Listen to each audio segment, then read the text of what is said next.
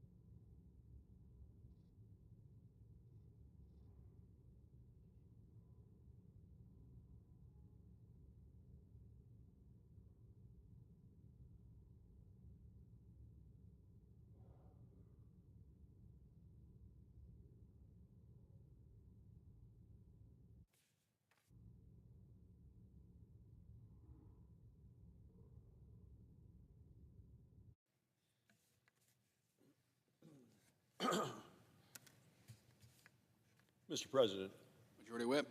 Thank you, Mr. President. Mr. President, this morning, in the early hours of this morning, Republicans voted to save the American taxpayers over $9 billion. Now, predictably, the Democrat leader came to the floor today in the United States Senate making false claims. Let's be clear. Emergency alert infrastructure remains funded through the Department of Homeland Security and FEMA. None of that was touched. But let me go through a list of some of the things that Republicans voted to not spend money on. Things that are already previously been approved by the Democrats, and every one of the Democrats said, nope, we want to spend all of that money on these things. How about electric buses in Africa to the tune of $500,000?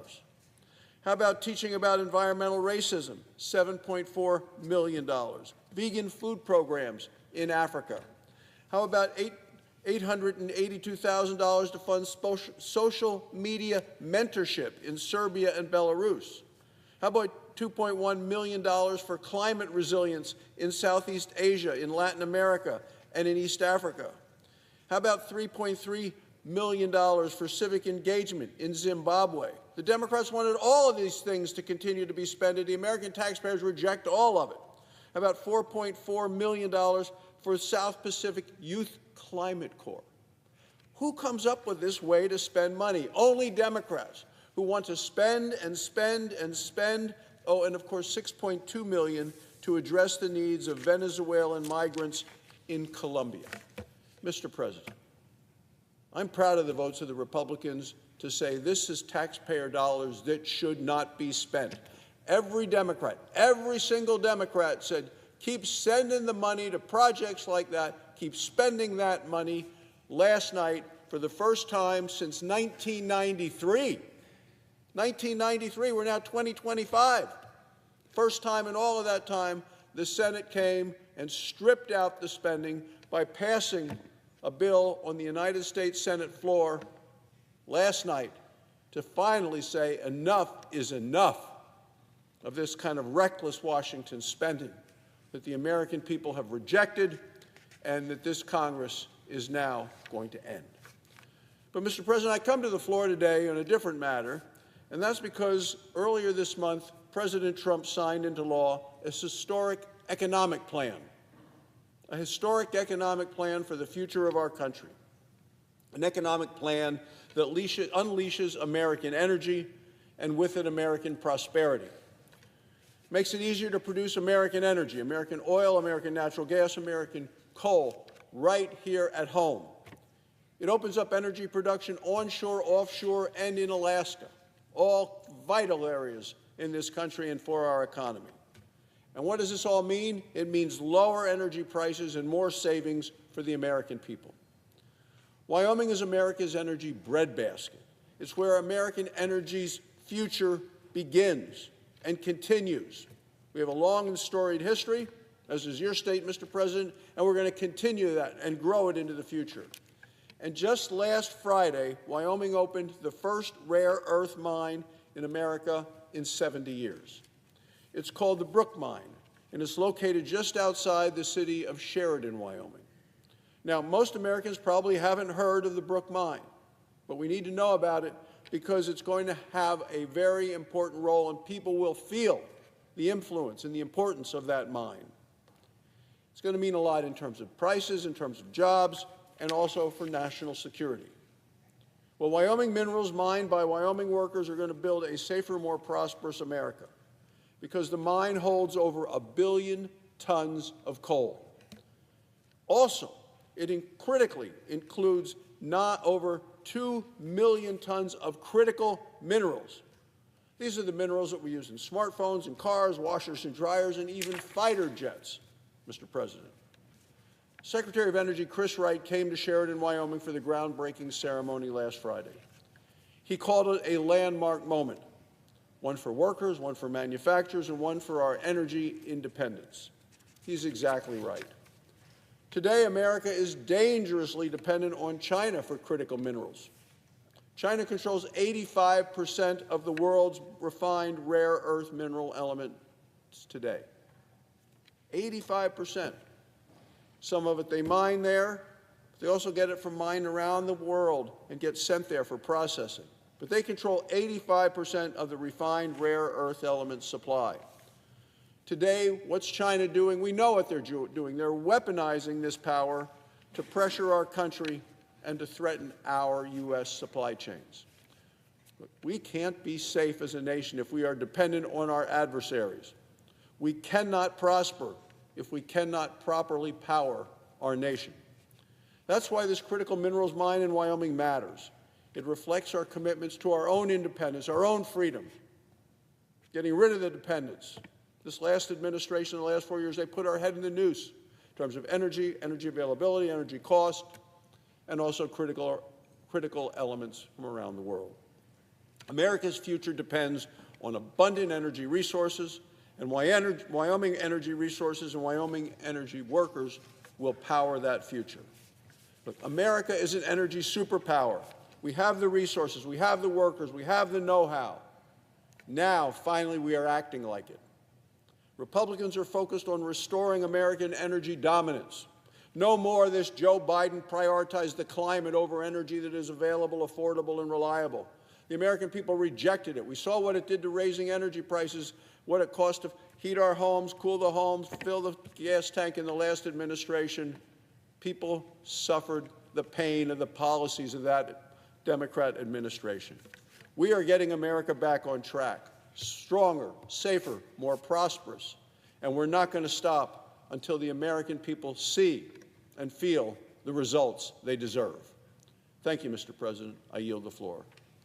Mr. President, I ask unanimous consent to waive the mandatory quorum call with respect to the Devine nomination. Without objection. Thank you, Mr. President. I yield the floor. Suggest the absence of a quorum.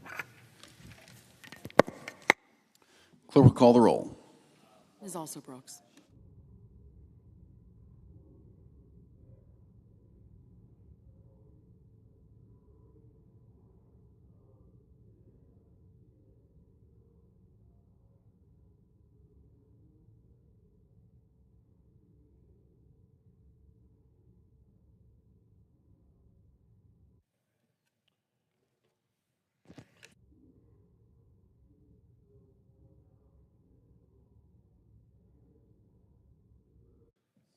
Senator from Missouri. Mr. President, I ask that the quorum call be dispensed with. Without objection. Mr. President, in a moment, we will begin the process of confirming 4 outstanding new judges to the bench in the state of Missouri. This has been a long road for my state. We've waited a long time to have these 4 vacancies filled, and I'm absolutely delighted that in just a few moments, we will begin to fill them. And I want to thank President Trump for nominating 4 truly outstanding individuals to these roles. Josh Devine, who is the current Solicitor General of the state of Missouri, and who I had the privilege of having served on my staff as my chief counsel, among other roles, for a number of years. Judge Chris Stevens, who is currently serving the Missouri State Courts with distinction. Maria Lanahan, who is serving the Missouri Attorney General's office even now, and Zachary Bluestone, who is a federal prosecutor in the state of Missouri. Each of these 4 individuals will soon take his or her place on the federal bench, and I am confident will be a great credit not just to my state, but to the United States, where I hope they will serve as federal judges for a very long time to come. I want to say just a brief word about each of them. I want to start with Josh Devine, who we'll be voting on here just shortly. Josh currently serves as Missouri Solicitor General, and before that, as I said, he served here in the Senate as my chief counsel. In fact, I've had the opportunity to work with Josh on a number of occasions. I first hired him to the Missouri Attorney General's office when I was Attorney General, and he was just a young deputy. He served there, then came to the Senate and served on my staff, then clerked at the United States Supreme Court, then went back here to the Senate as my chief counsel, and then back to the state of Missouri. Josh's record as Solicitor General in Missouri is truly exceptional.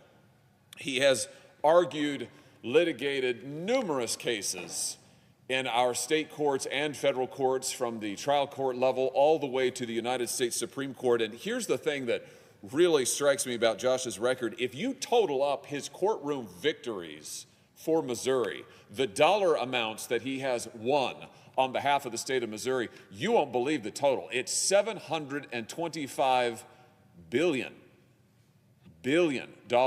in successful judgments on behalf of the people of Missouri. That includes a successful lawsuit against the Chinese Communist Party for their role in the COVID-19 pandemic and subsequent cover-up and the many harms that it caused to the people of Missouri. This is a very successful litigator. This is a very successful trial lawyer, a very successful appellate lawyer, and he is going to make an absolutely outstanding judge on the federal bench for the state of Missouri. I want to share just one personal story about Josh that I think illustrates his character more even than his win record does. You know, just a few years ago, in the midst of an intense period of work for the state of Missouri, Josh and his family were taking a brief vacation, and he was catastrophically injured in a skiing accident that left him unable to walk. In fact, for a number of days, doctors feared for his life. I remember getting the call, people saying that, you know, Josh Devine has been seriously injured. We don't know if he's going to live. He lived, thank God, and then they told him, you may or may not walk again.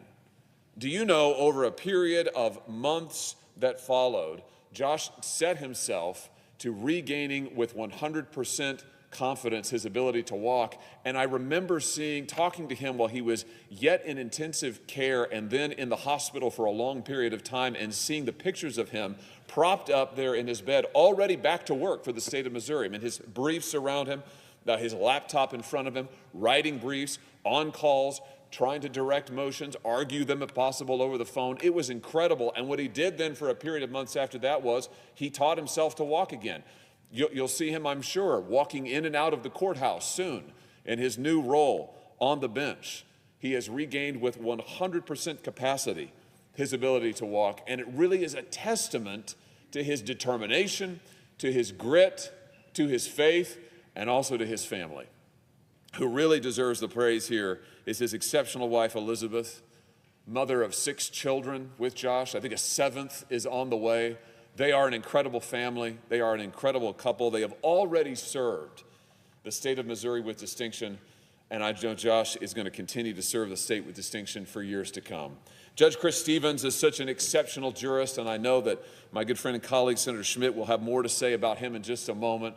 They work very closely together, and Judge Stevens, as I said, is already serving the state with distinction on the state bench. We look forward to having him on the federal bench for many years to come. And Maria Lanahan and Zach Bluestone both have rendered distinguished service to the state of Missouri. In Maria's case, in the Missouri Attorney General's offices, arguing cases for the state, winning judgments for the state. And Zach Bluestone, a federal prosecutor who has been prosecuting violent crimes, going after child sex abusers, and taking the worst of the worst off of our streets in the state of Missouri. He's an exceptional federal prosecutor. He's going to be an exceptional federal judge. As we come to the end of what's been a long road, to be honest, for these judicial nominations in the state of Missouri, I just couldn't be more grateful. And I want to end how I began, by thanking President Trump for his exceptional leadership, thanking him for choosing these 4 outstanding individuals who I know are going to make the state of Missouri proud. They're going to make the United States proud. And in just a few minutes here, I look forward to casting the first vote to begin this process, to seeing them on the federal bench. I yield the floor. Mr. President. The other senator from Missouri. Thank you, Mr. President. I ask for unanimous consent to speak up to 5 minutes before the scheduled roll call. Without objection. Thank you, Mr. President. I want to echo the comments from Senator Hawley. This is a very proud day for the state of Missouri, and significant that the first district court judges that are coming before this body under President Trump's second term in office will be filling the bench, the 4 vacancies in the Eastern District of Missouri: Josh Devine, Chris Stevens, Maria Lanahan, Zach Bluestone. I'm going to talk about Mr. Devine and Mr. Stevens briefly here, both of which worked in the office when I was Attorney General. Josh, very briefly, he came on originally with Senator Hawley. But Chris Stevens, I'll talk about him first. You know, when you are in a role like Attorney General, you need a lot of good people around you, and you have a core team. And for me, that process, you kind of rely on a lot of social capital over the years, and you ask around. You have some relationships, but you have people who then refer you to people, and you go through an interview process. And Chris Stevens was a name that just kept coming up, and I didn't know Chris before that. I knew his reputation just a little bit. But when he and I got together and visited about the vision for what we wanted to do with the office, we just instantly clicked.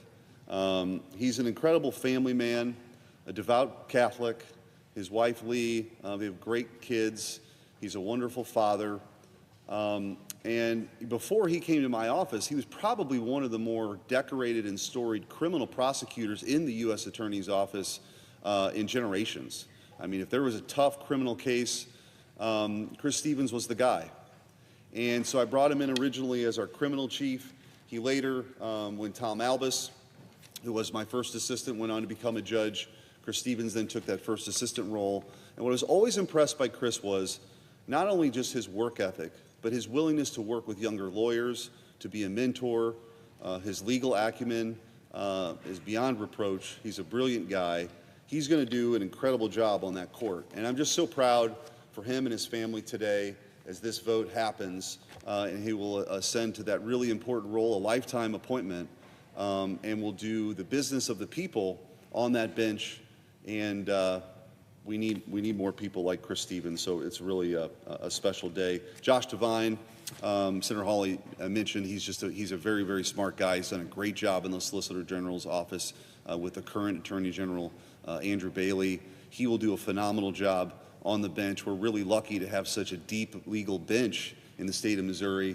As these nominees came forward, we just, an embarrassment of riches in Missouri. I think that's true, and the first two of them will be voted on here today. And as I mentioned, Maria Lanahan and Zach Bluestone will come after that. So I just want to wish congratulations to them as this vote takes place, and I can't recommend both of them more strongly. And again, it's a real honor for the state of Missouri to have these two incredible jurists before this body for their confirmation vote. With that, Mr. President, I yield the floor.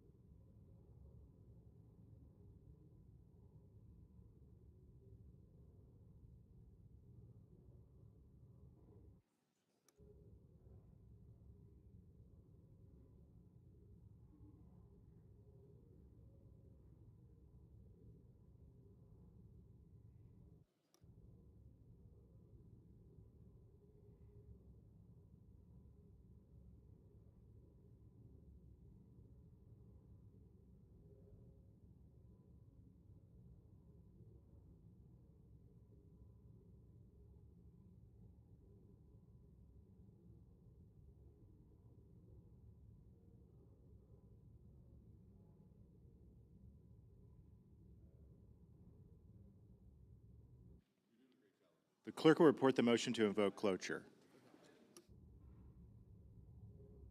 Cloture motion. We, the undersigned senators, in accordance with the provisions of Rule 22 of the Standing Rules of the Senate, do hereby move to bring to a close debate on the nomination of Joshua M. Devine of Missouri to be United States District Judge for the Eastern and Western Districts of Missouri, signed by 17 senators as follows. Under the previous order, the mandatory quorum call under Rule 22 has been waived. The question is it the sense of the Senate that debate on the nomination of Joshua M. Devine of Missouri to be the United States District Judge for the Eastern and Western Districts of Missouri shall be brought to a close? The yeas and nays are mandatory under the rule. The clerk will call the roll. Ms. Alsterbrooks, Ms. Baldwin, Mr. Banks. Aye. Thank you.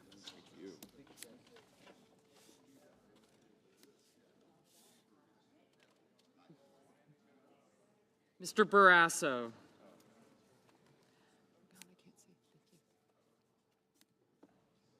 Thank you. Appreciate it. Mr. Bennett.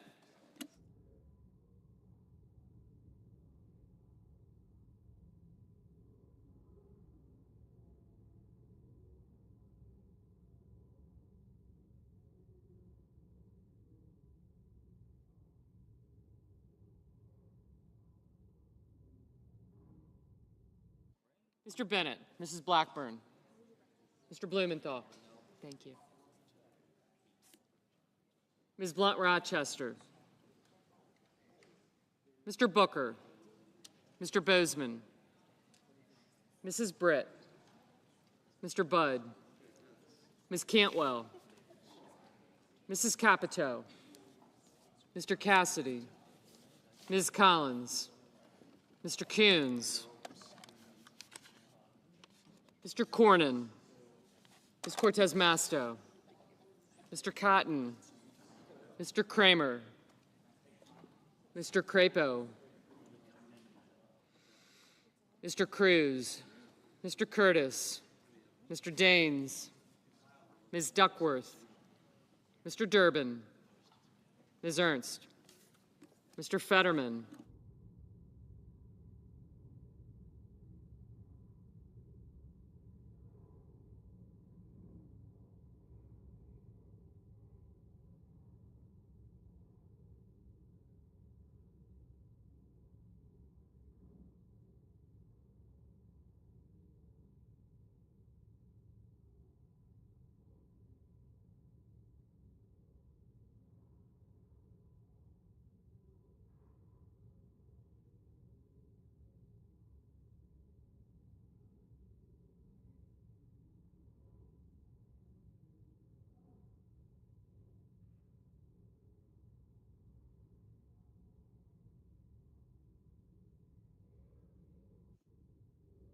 Mrs. Fisher. Thank you.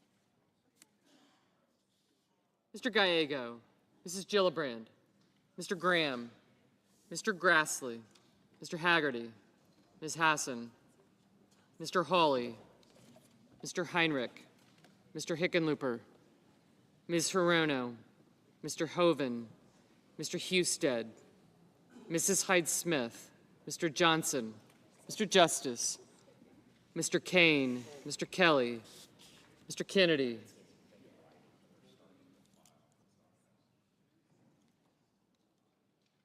Mr. Kim, Mr. King, Ms. Klobuchar, Mr. Langford, Mr. Lee,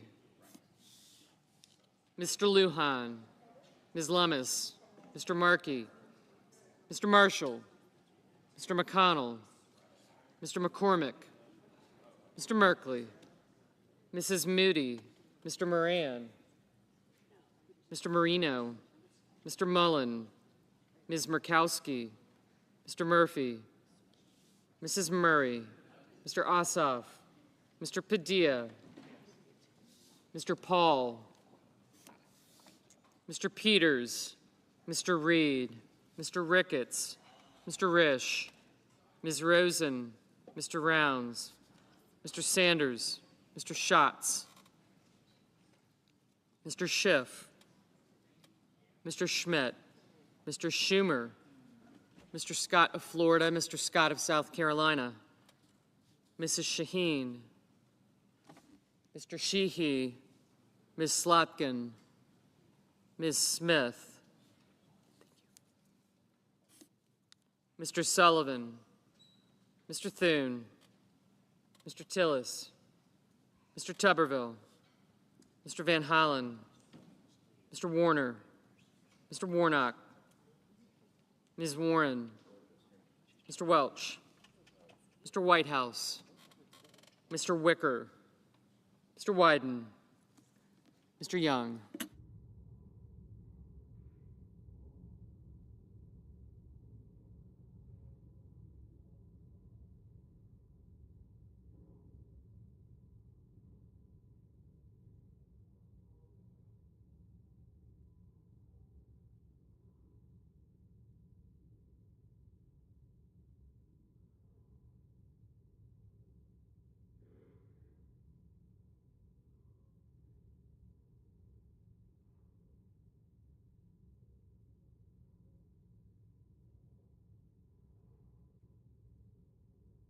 Senators voting in the affirmative: Banks, Barrasso, Budd, Capito, Cornyn, Cotton, Hawley, Schmidt, Scott of Florida, and Sheehy.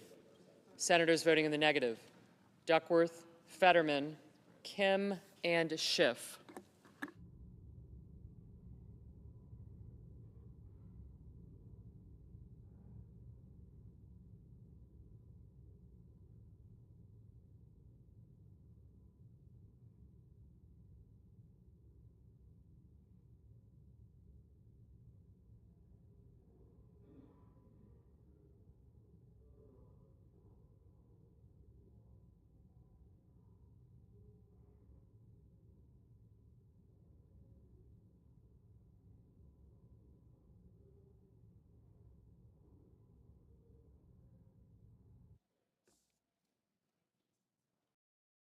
Mr. Thune, aye.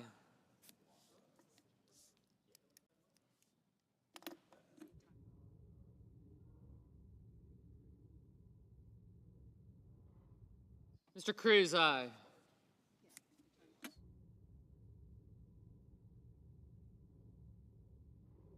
Ms. Slotkin, no.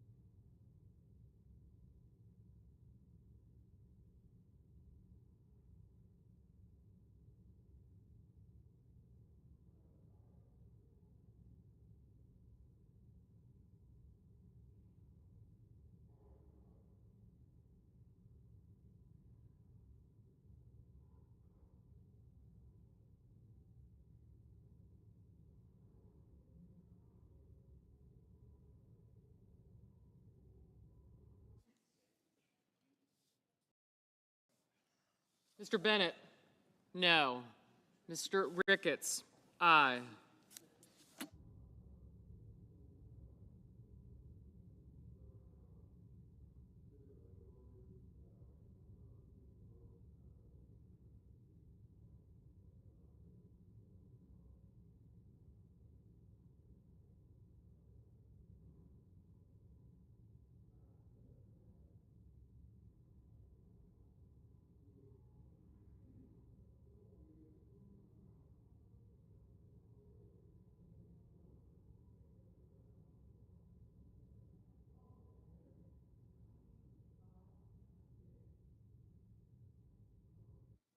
Mr. Warner, no.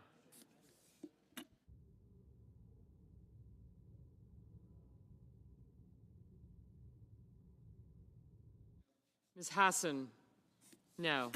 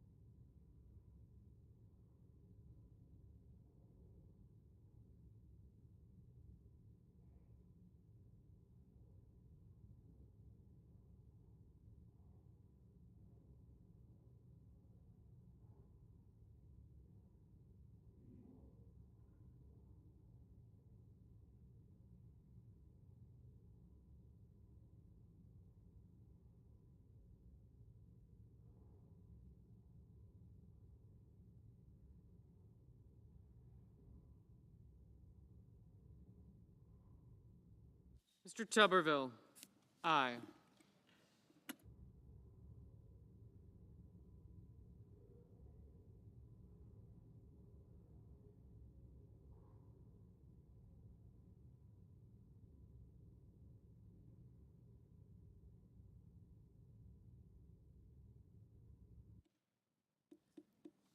Ms. Warren, no.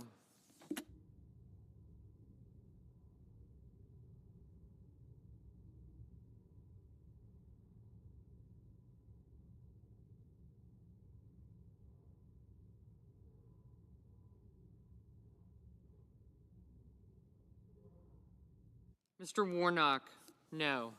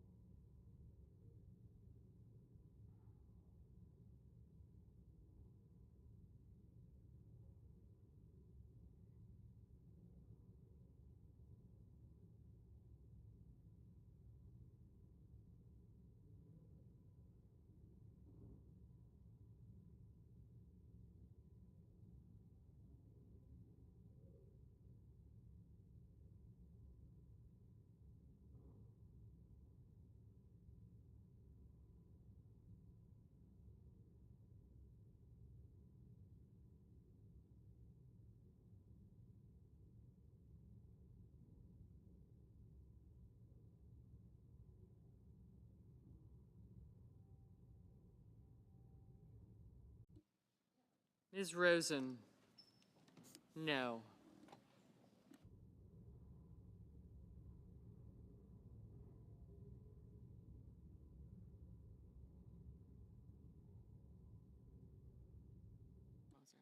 Mr. Blumenthal, no.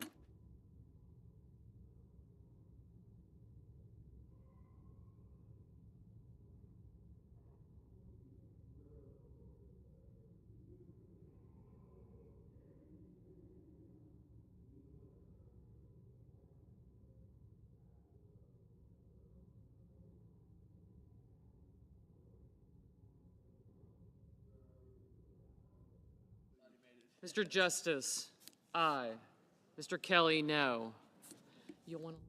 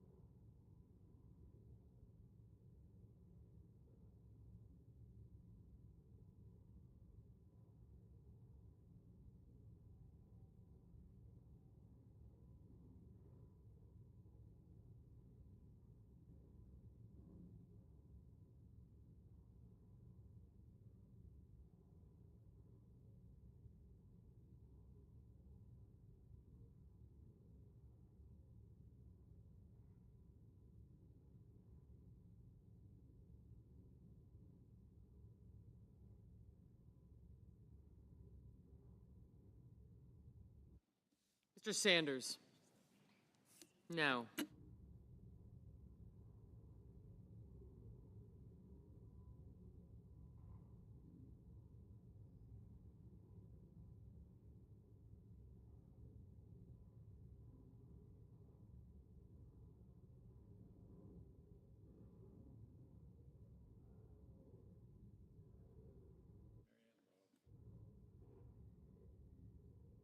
Mr. Lujan, no.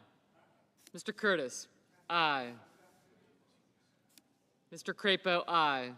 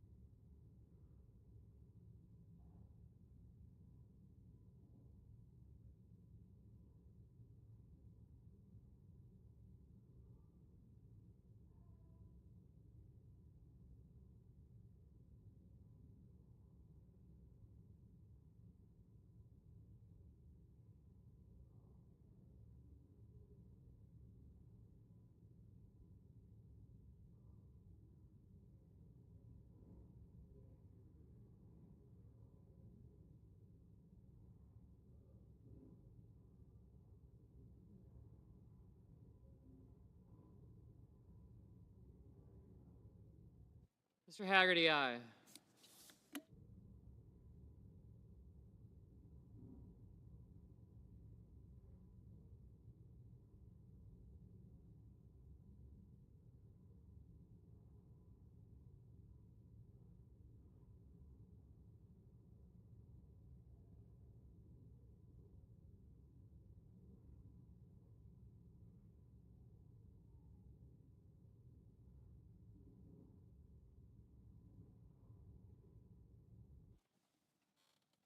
Ms. Hirono? No.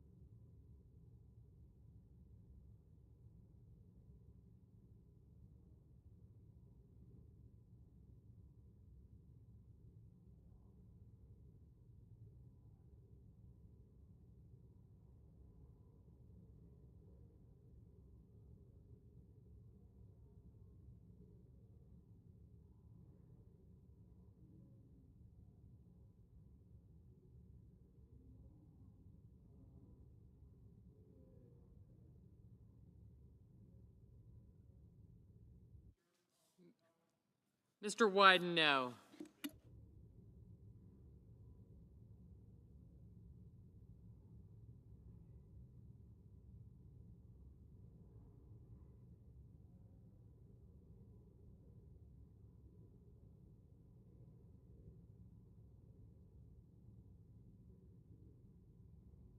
Mr. McCormick, aye.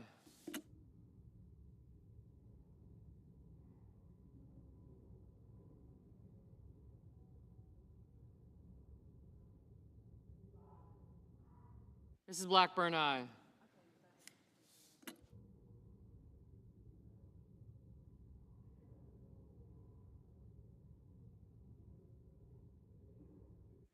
Mr. Scott of South Carolina, aye.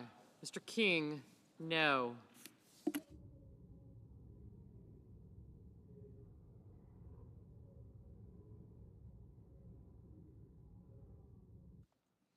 Mr. Gallego, no. Mr. Daines, aye.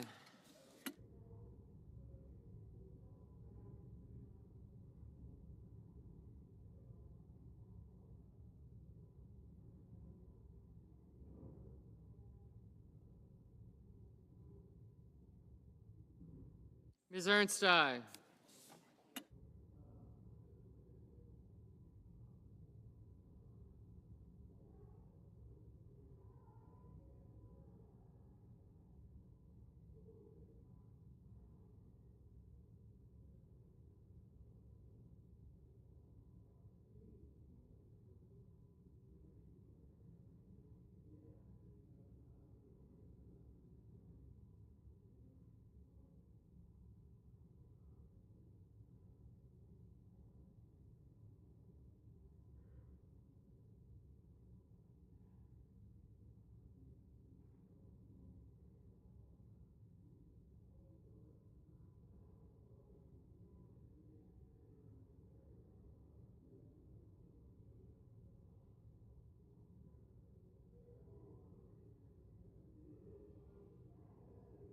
Mr. Kane, no.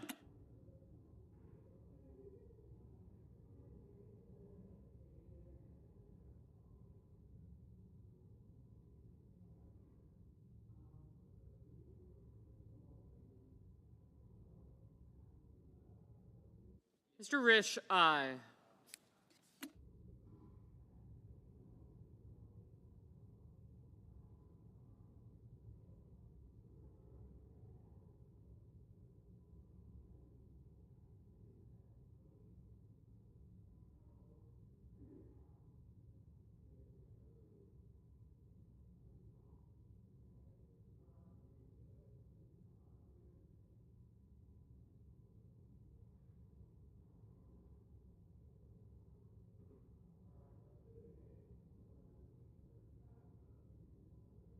Mr. Whitehouse?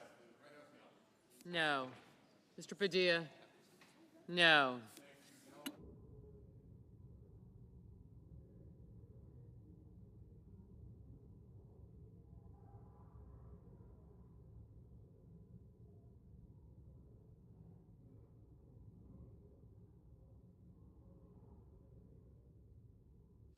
Mr. Husted? Aye. Mr. Markey? No.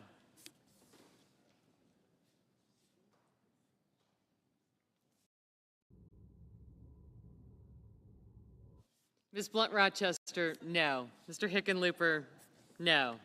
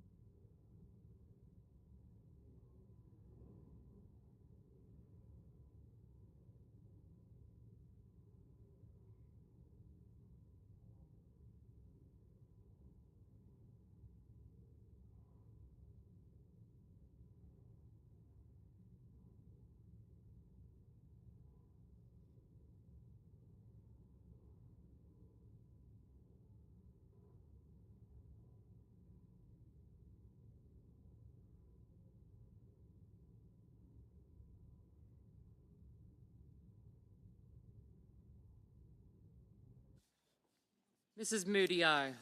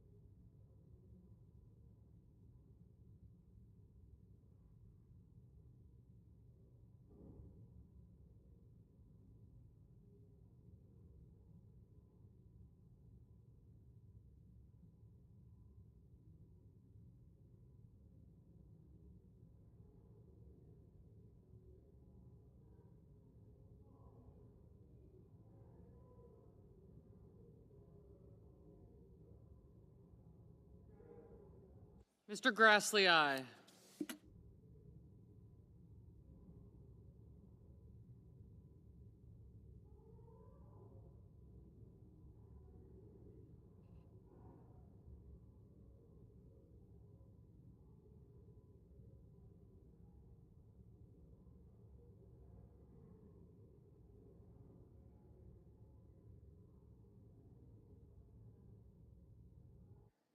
Ms. Baldwin? No. Mr. Paul, aye.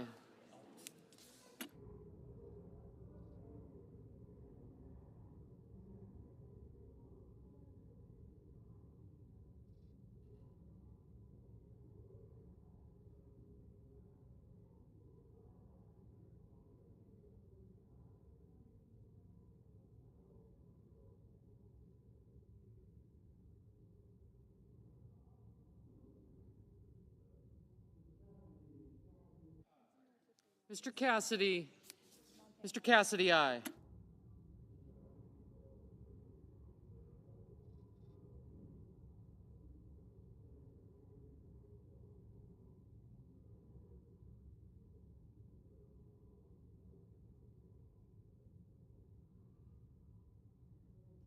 Mr. Johnson, aye. Ms. Lummis. Aye. Mr. Wicker, aye.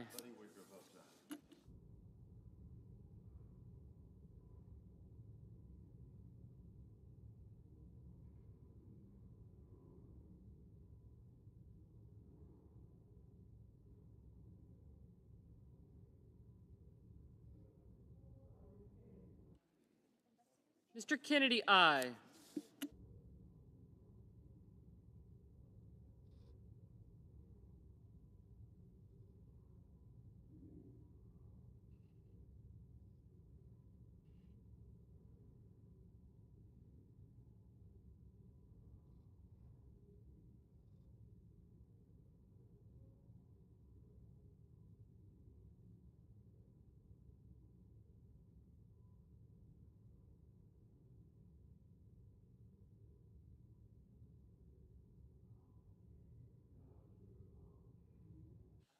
Mr. Langford.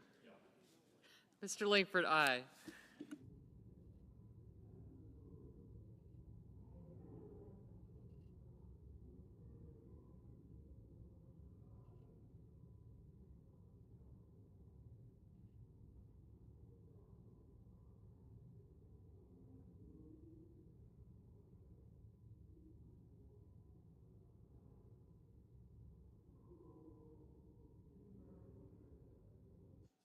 Mr. Marshall, aye.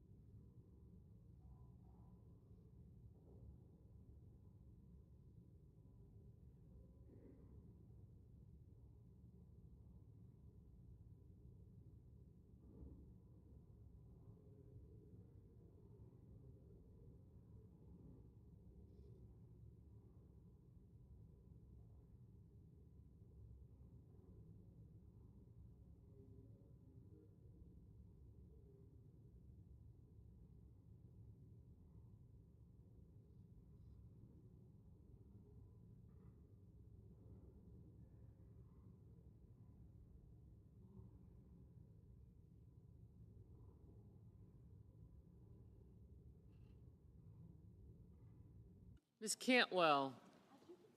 No.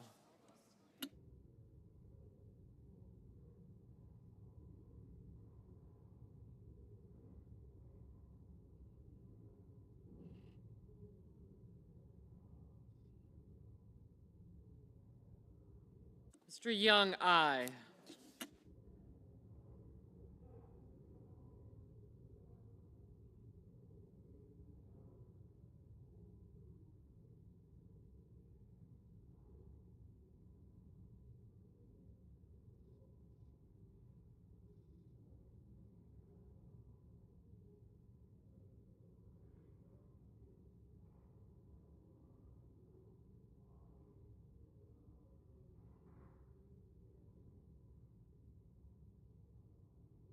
Mr. Rounds, aye. Mrs. Gillibrand, no.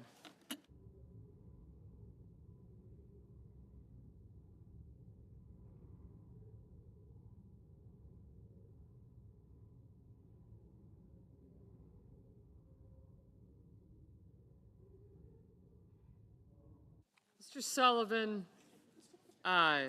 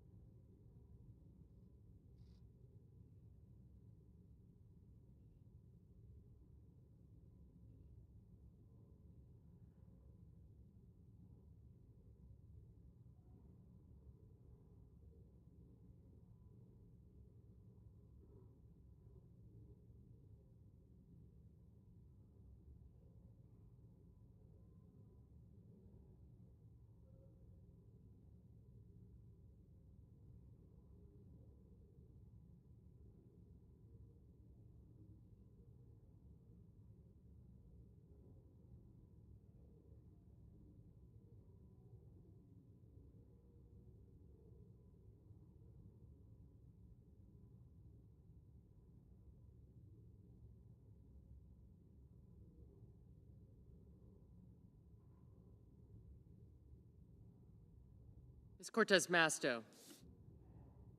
No.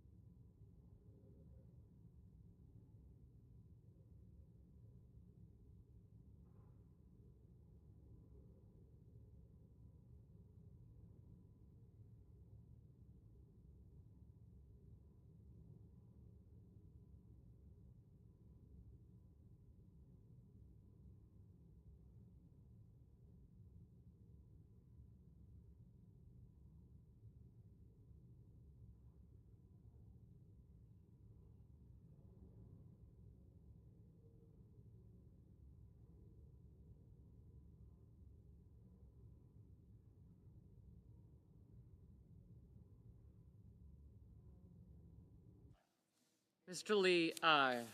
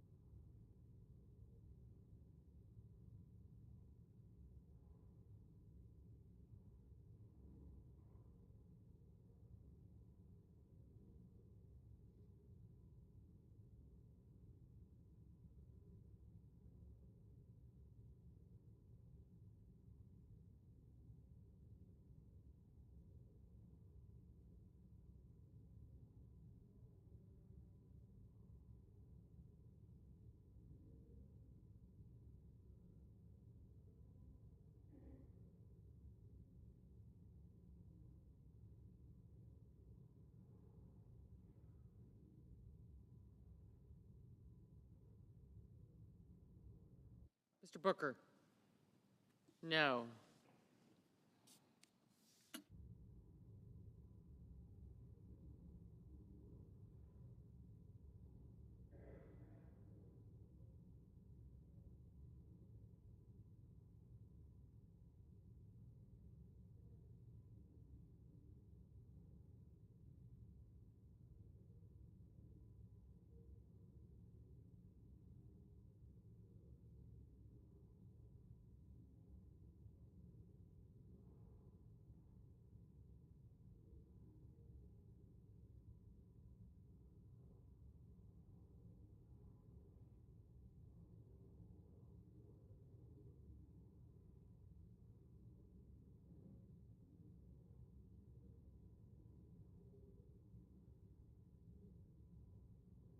Mr. Kramer, aye.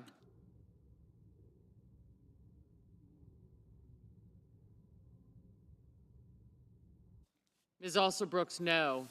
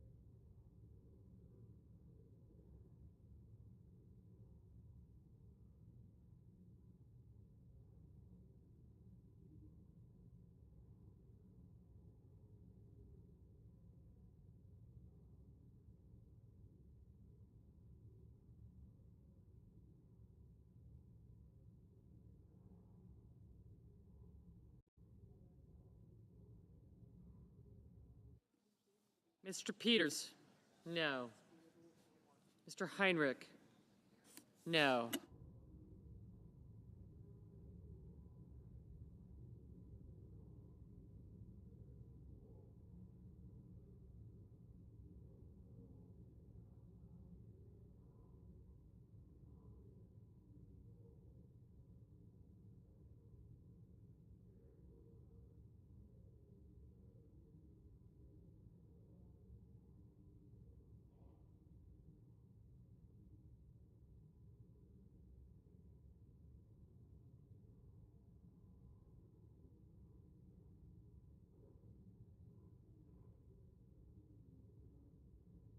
Mr. Welch, no.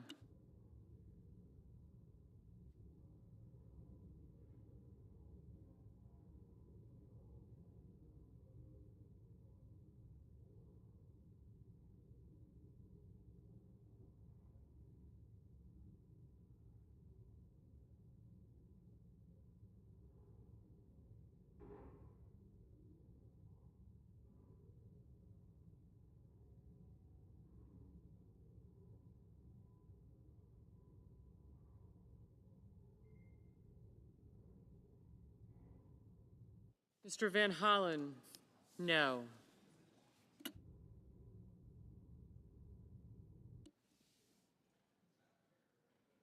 Mr. Reed, no. Mrs. Murray, no. Mrs. Shaheen, no. Mrs. Fisher, aye. Mrs. Hyde-Smith, aye. Mr. Mullen, aye.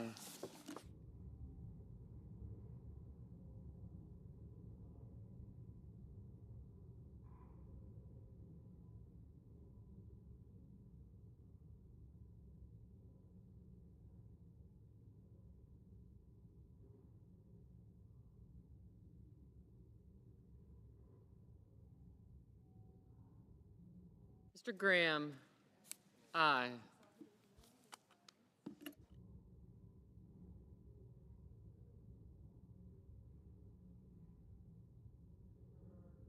Mr. Merkley, no.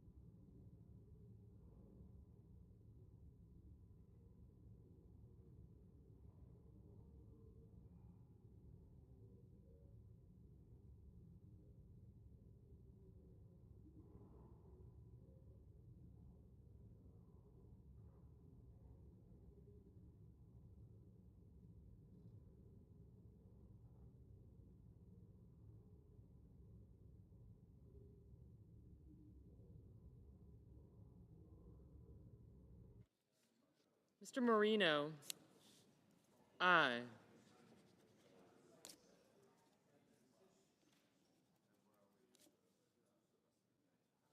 Ms. Klobuchar, no.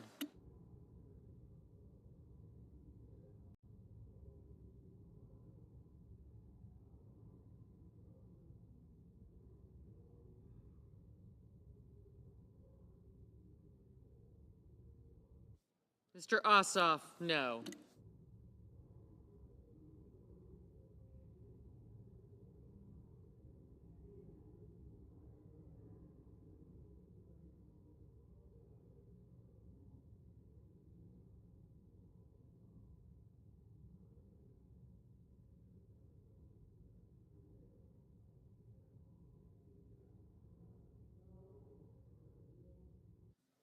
Mr. Schatz, no.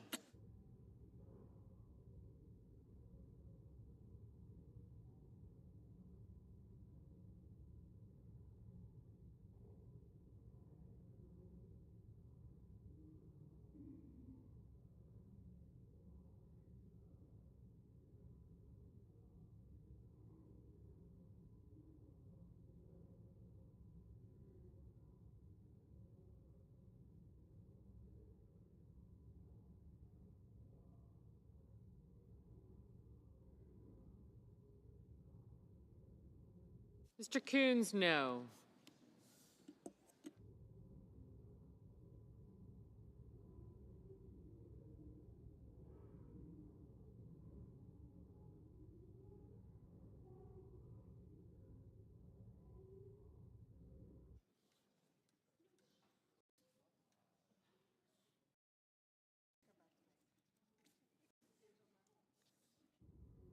Mr. Hoven, aye.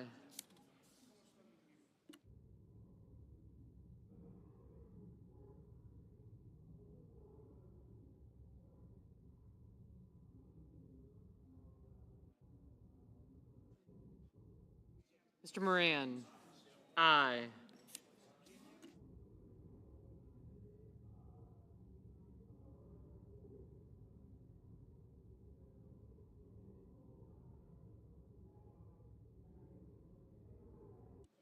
Ms. Murkowski, aye.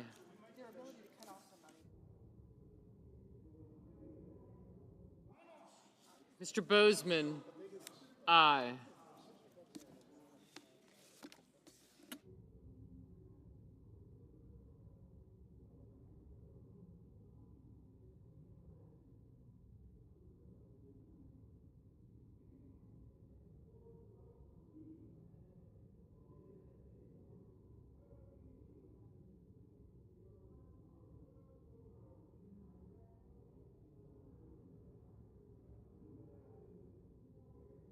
Mrs. Britt, aye.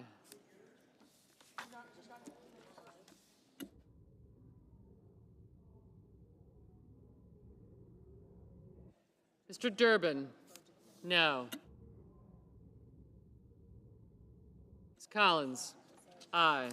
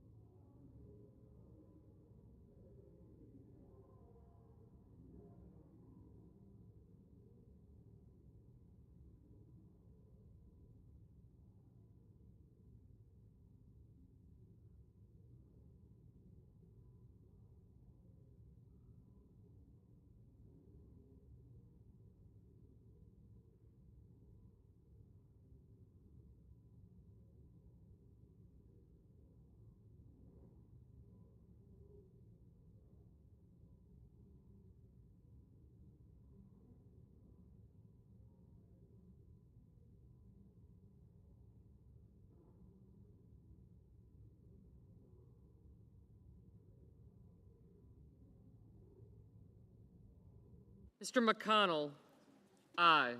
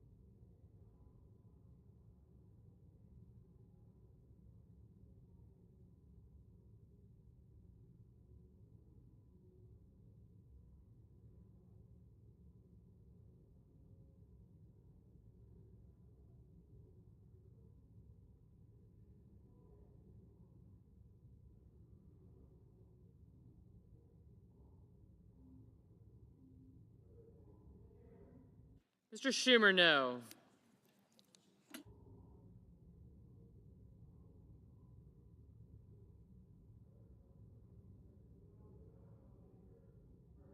Mr. Murphy, no.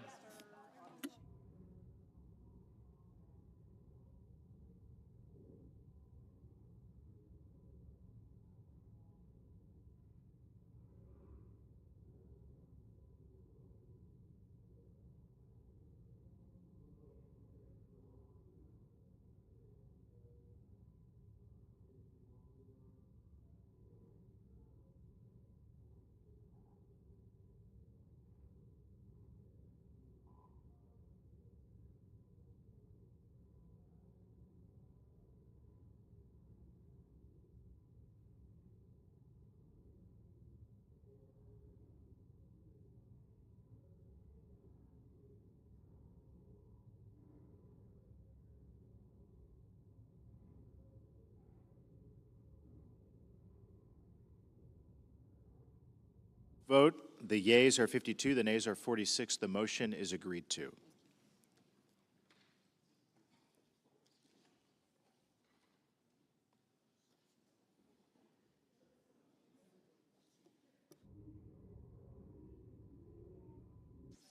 The senator from Arizona. Mr. President, I'm introducing this resolution to require the Department of Justice. Should be on. Order. Thank you, Mr. President. Mr. President, I'm introducing this resolution to require the Department of Justice to release its files related to Jeffrey Epstein. For years, Donald Trump and the MAGA movement have railed on about the Epstein files. They've told the American people that they're going to release the files and expose the elites. Pam Bondi has said that she has the files on her desk and they're ready to go public. The names of these shady elites who had abused children were just sitting there, and she was ready for it to be released. But now, a complete reversal. Trump is straight up gaslighting the American public. Does he think the American people are that dumb? Did he really think the American people would not forget what he had said for years on the campaign trail?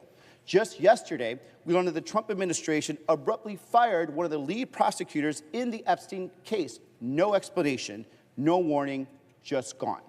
So what happened? It's really easy to run a campaign and rile up people. But when it's Trump's turn to actually expose the elites, Trump has chickened out. And it's because he is one of those elites, and he is taking care of his own. It's all connected. Just look at his legislative agenda. Tax breaks for his rich buddies, subsidizing private jet purchases. Again and again, he rigs the system against everyday Americans. And that's what this resolution is about, to show the American people that they deserve the truth. No more shady cover-ups. If there is any evidence of a cover-up in the Epstein case, the public has a right to know. If there is a list, the public deserves to see it. And Americans deserve to see the truth, even if it's not what Donald Trump and his elite friends want. The Department of Justice has these files, and there is nothing to hide, then release them and prove it. Trump's own people have told us 1,000,000 times that they have it and that they promised to make it to the public, so bring it out. Doesn't matter who is implicated in that. The American people are done with these games, these lies, and the two systems of justice, one for the elites and one for everyone else. Enough with the secrets. The American people deserve the truth. So I'm calling on my fellow senators to join me in demanding the Department of Justice release the Epstein files to restore public trust, affirm institutional accountability, and to prevent the politicization of justice. With that, as if in legislative session, and notwithstanding Rule 22, I ask unanimous consent the Senate proceed to the consideration of S.R. 325, submitted earlier today. Further, I ask unanimous consent that the resolution be agreed to, the preamble be agreed to, and the motions to reconsider be considered made and laid upon the table with no intervening action or debate. Is there an objection? I reserve the right to object. The senator from Oklahoma. Mr. President, this is nothing but political theater. It's so obvious that the Democrats are just using this for a political football. If they were really serious about it, what happened the last 4 years?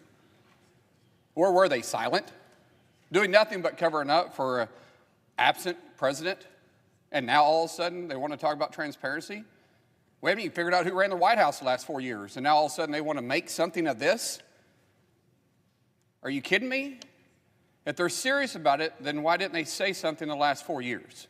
This is nothing more than just political theater trying to go after a president that they truly despise. With that, I object.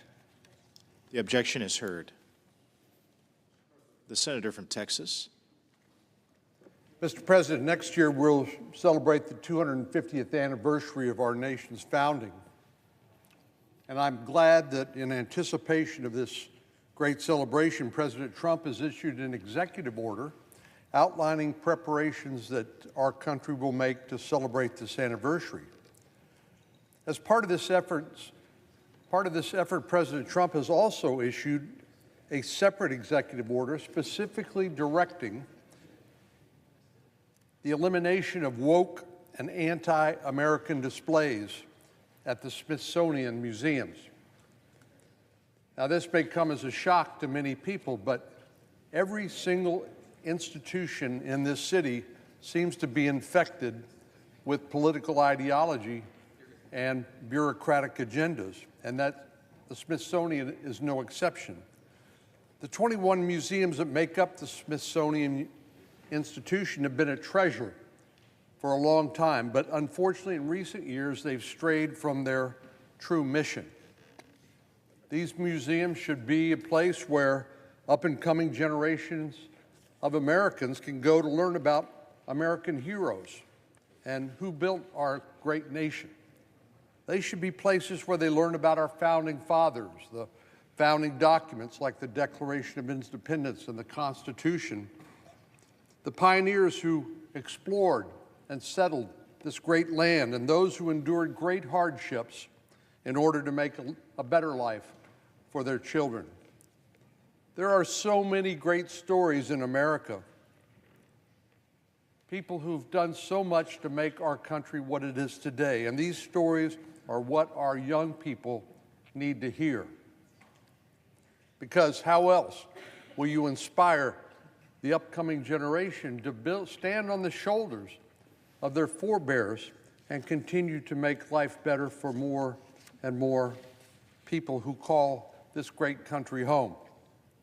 How will we teach those who will one day lead this nation, whether that's in government or in business, in medicine or any other field, that these pursuits are honorable and they have a purpose, if they've not yet learned these lessons about the heroic men and women who've gone on before them?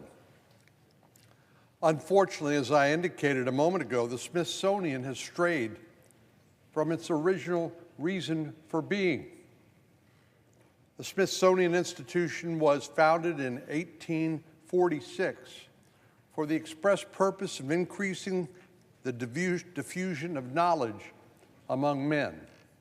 It was founded as a gift by James Smithson, who devised his entire estate to the United States government. Congress, as we now know, accepted this gift and provided for its governance and its financing. The Smithsonian Institution operates as a trust, which means that it is an executive agency of the United States government and is chaired by 17-member board of regents. But since its original founding in 1846, something has gone terribly wrong with the direction of the Smithsonian. A writer and mother of 6 recently described her experience taking her children to the museums in our nation's capital on a warm summer day. At the family's first stop, the Smithsonian Museum of Natural History, her 4-year-old was excited to see dinosaur skeletons. But she was disappointed to learn that much of the dinosaur exhibit was dedicated to climate change. One exhibit specifically read, "Since the last ice age, Earth's climate has warmed, but now that warming is getting faster because of us." Well, you don't have to be a climate denier, and I'm not, to recognize that something is profoundly wrong with this message. Is it really the message a 4-year-old needs to learn? That climate change is something that she or he is personally guilty of contributing to? Unfortunately, to the mother's dismay, she said the museum's website highlighted additional polarizing displays. A historian from the museum told the mother, the second floor popular cultural exhibit, probably the most popular in the museum, is a Marxist struggle session. With every single exhibit is interpreted through a race, class, gender lens. Is that really what we want to be teaching the upcoming generation of Americans, that our most esteemed museums? No, it seems like the Smithsonian has lost its way. Instead of celebrating the contributions of remarkable Americans or educating our children about the animals that once roamed the planet, Smithsonian Institution museums are telling children they should feel guilty for contributing to climate change and introducing them to topics which are clearly not age appropriate. But sometimes it's not what the Smithsonian includes in their exhibits, which is troubling. It's what they choose to exclude.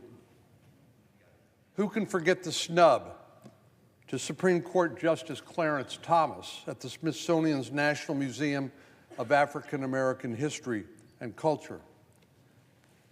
I recall when the museum opened, the Smithsonian had zero plans to reference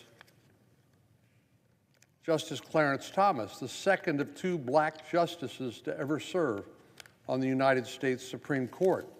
Instead, what they chose to highlight is the testimony of Anita Hill in what came to be known as a high-tech lynching that followed. Well, this was obviously a biased presentation and one that was clearly on its head. And I introduced a resolution at the time asking them to recognize the historical importance of Justice Thomas and his service to the court. After a groundswell of opposition in the months that followed, the museum finally did include him in an exhibit. But this exhibit but the previous exhibit of Anita Hill, featuring Anita Hill and not the justice, is a stain on the Smithsonian that I'll never forget. And I remember talking to the head of the Smithsonian at the time. Basically, he said, "Thank you, Senator, for your call, but Congress doesn't have anything to say about what we do at the Smithsonian." Well, he's wrong. And these are not messages that the Smithsonian should be sending. America's history is a tale of triumph over incredible odds in the pursuit of freedom. And it's one that all of our children and our grandchildren deserve to learn in an unbiased and apolitical way. Now, some have argued that the Smithsonian is subject to oversight by Congress and the executive branch. Others have said, no, it's purely a private, independent entity. But a close examination of the institution's history will show that it has always been a government institution, an institution of the United States government. After James Smithson willed his estate for an establishment for the increase and diffusion of knowledge, the Senate, the United States Senate, where we are today, passed a bill to establish and organize the Smithsonian Institution that was signed into law by President Polk in 1846. Now, that doesn't sound like a private, independent entity to me if Congress has to pass a law. And then Congress delegated the governance of the Smithsonian Institution to a Board of Regents. This board includes the Chief Justice of the United States, the Vice President of the United States, as well as 3 sitting senators and representatives. Moreover, the Smithsonian receives more than half of its funds, its operating funds, from the American taxpayer, from the federal government. It's pretty hard to make the case that this is an institution that gets a majority of its funding from Congress and is governed by a board of government officials is anything but a government entity. In fact, you can't make that argument because the evidence is all to the contrary. Furthermore, the institutions are structured much like other government agencies, headed by a secretary who oversees several undersecretaries. I don't know of any private corporations whose CEOs are referred to as secretary. Moreover, the Smithsonian Institution itself has argued time and time again in court that they are in fact a government entity. In a case called Raven versus Saget, a federal court agreed, ruling that the Smithsonian is a government institution through and through. That means that the Smithsonian is clearly subject to oversight by the U.S. government, including the executive branch and the Congress. Well, Mr. President, our country was founded on the ideals of individual liberty, justice, and equality before the law. These are values that our institutions should teach, particularly to the next generation, not woke ideology and political agendas. So as we prepare for the celebration of America's 250th birthday, I would strongly encourage, the Smithsonian Institution to reconsider its purpose and to return to the principles and ideals laid out in the founding documents they so proudly display for the benefit of all Americans. And Mr. President, I will close with this prediction. We know from recent events, some as recent as early this morning, when we took the step that many of us have talked about for many years, and that is eliminating taxpayer support for the Corporation for Public Broadcasting. There are more than enough media entities that are capable of communicating the news and other information of interest to our constituents, the 350 million people of the country. We don't need to subsidize those with taxpayer money. And indeed, if you look at the First Amendment of the Constitution, it guarantees a free press. Can the press truly be free if it's financed and subsidized by the government? I don't see how that is possible. So starting early this morning with the vote on the rescissions package and the defunding, at least in terms of federal funds, private funds, donations, certainly fine. But we finally have begun the step of bringing accountability to the nation's capital. No longer will the bureaucracy simply take the taxpayers' money and do what they want, regardless of oversight by the Congress and the executive branch, and the oversight, in essence, of the American people. Those days are over. Mr. President, I yield the floor.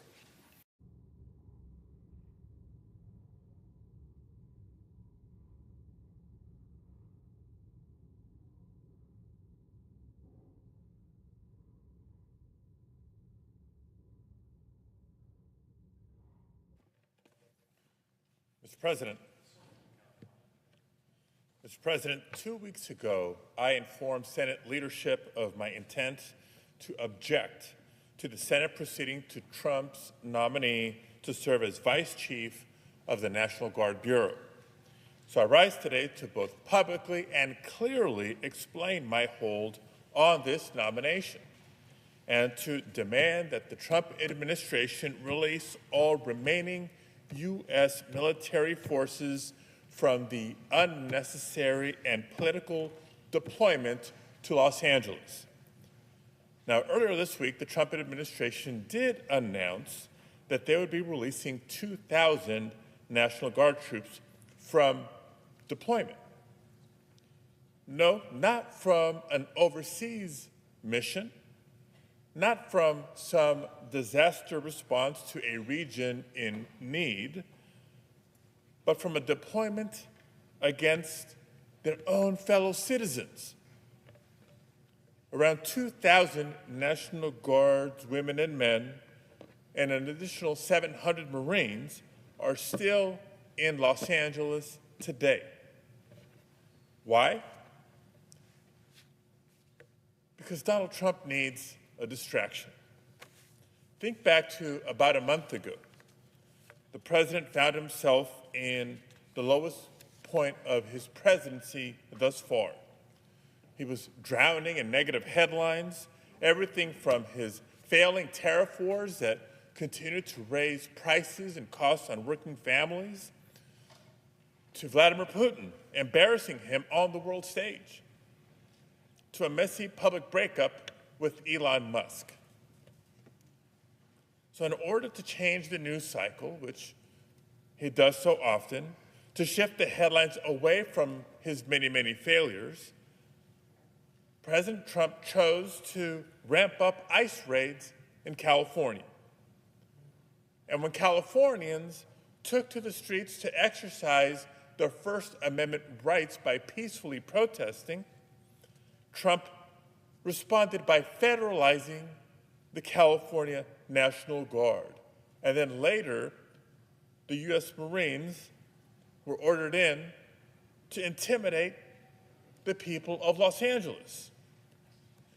It was the first time that the National Guard has been deployed against the wishes of the state's governor since 1965. Many of these service members signed up to become a political prop. But Trump has put them in this impossible position that he knew would escalate tensions in the region and take them away from their critical missions elsewhere. And it's exactly why in late June, a few weeks ago, the head of the U.S. Northern Command requested that Secretary Hegseth return at least 200 troops from the National Guard's wildfire unit who were stuck in Los Angeles for Trump's political purposes. Because every day that those troops were unnecessarily deployed to Los Angeles was another day that their primary mission went unmet. We're talking about undermining firefighting and fire mitigation efforts as we are approaching peak wildfire season. This is dangerous and unnecessary. And because the Trump administration continued to keep thousands of troops in Los Angeles, 2 weeks ago, I exercised my constitutional duty as a U.S. Senator to advise and consent to nominations in order to block the nomination of Lieutenant General Thomas Cardin. Lieutenant General Cardin currently serves as second in command of Northern Command, the combatant command that has overseen Trump's orders to militarize Los Angeles. But I want to be very clear about something. My objection is about more than Lieutenant General Cardin. None of what we are seeing in Los Angeles through this militarization is business as usual. Deploying the Guard against the wishes of the governor, against the wishes of the mayor, and against even the wishes of local law enforcement, the sheriff, the police chief. None of that is normal. So today, I am making it clear to all of my colleagues my intent to oppose any expedited consideration of this nomination until two conditions are met. First, that every last Guardsman and Marine must be released from this deployment in Los Angeles. Stop militarizing our cities and using our service members as political pawns. And second, I'll maintain my hold until I've been given sufficient commitments and assurances from this administration that no Guardsmen from other states will be sent to enforce the President's political demands on California. And until both of these conditions are met, I will maintain my hold on this nomination. Thank you, Mr. President. I yield the floor.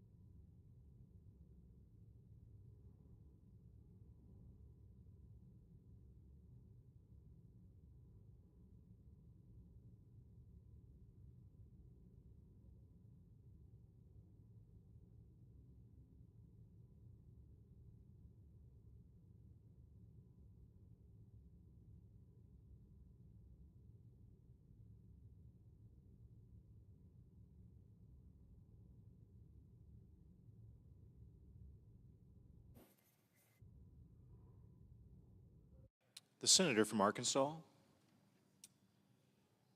Today, I encourage my Senate colleagues to confirm Mr. Aaron Lucas as the next Principal Deputy Director of National Intelligence. Mr. Lucas's long career serving our nation as a CIA officer makes him well suited for this important position. He has more than 20 years of intelligence experience, which includes working as a CIA station chief and joint duty rotations at the Office of the Director of National Intelligence and the National Security Council. With Mr. Lucas's knowledge, experience, and know-how, he has the right background to assist Director Gabbard with eliminating bureaucratic bloat and returning our intelligence community to its core mission of aggressively stealing the secrets of our adversaries. I'm grateful to Mr. Lucas for his decades of service, and I would like to thank him and his family for being willing to answer the call of our country to serve once again. For all these reasons, I again encourage my colleagues to join me in supporting Mr. Lucas's nomination to be the Principal Deputy Director of National Intelligence. Mr. President, I yield the floor.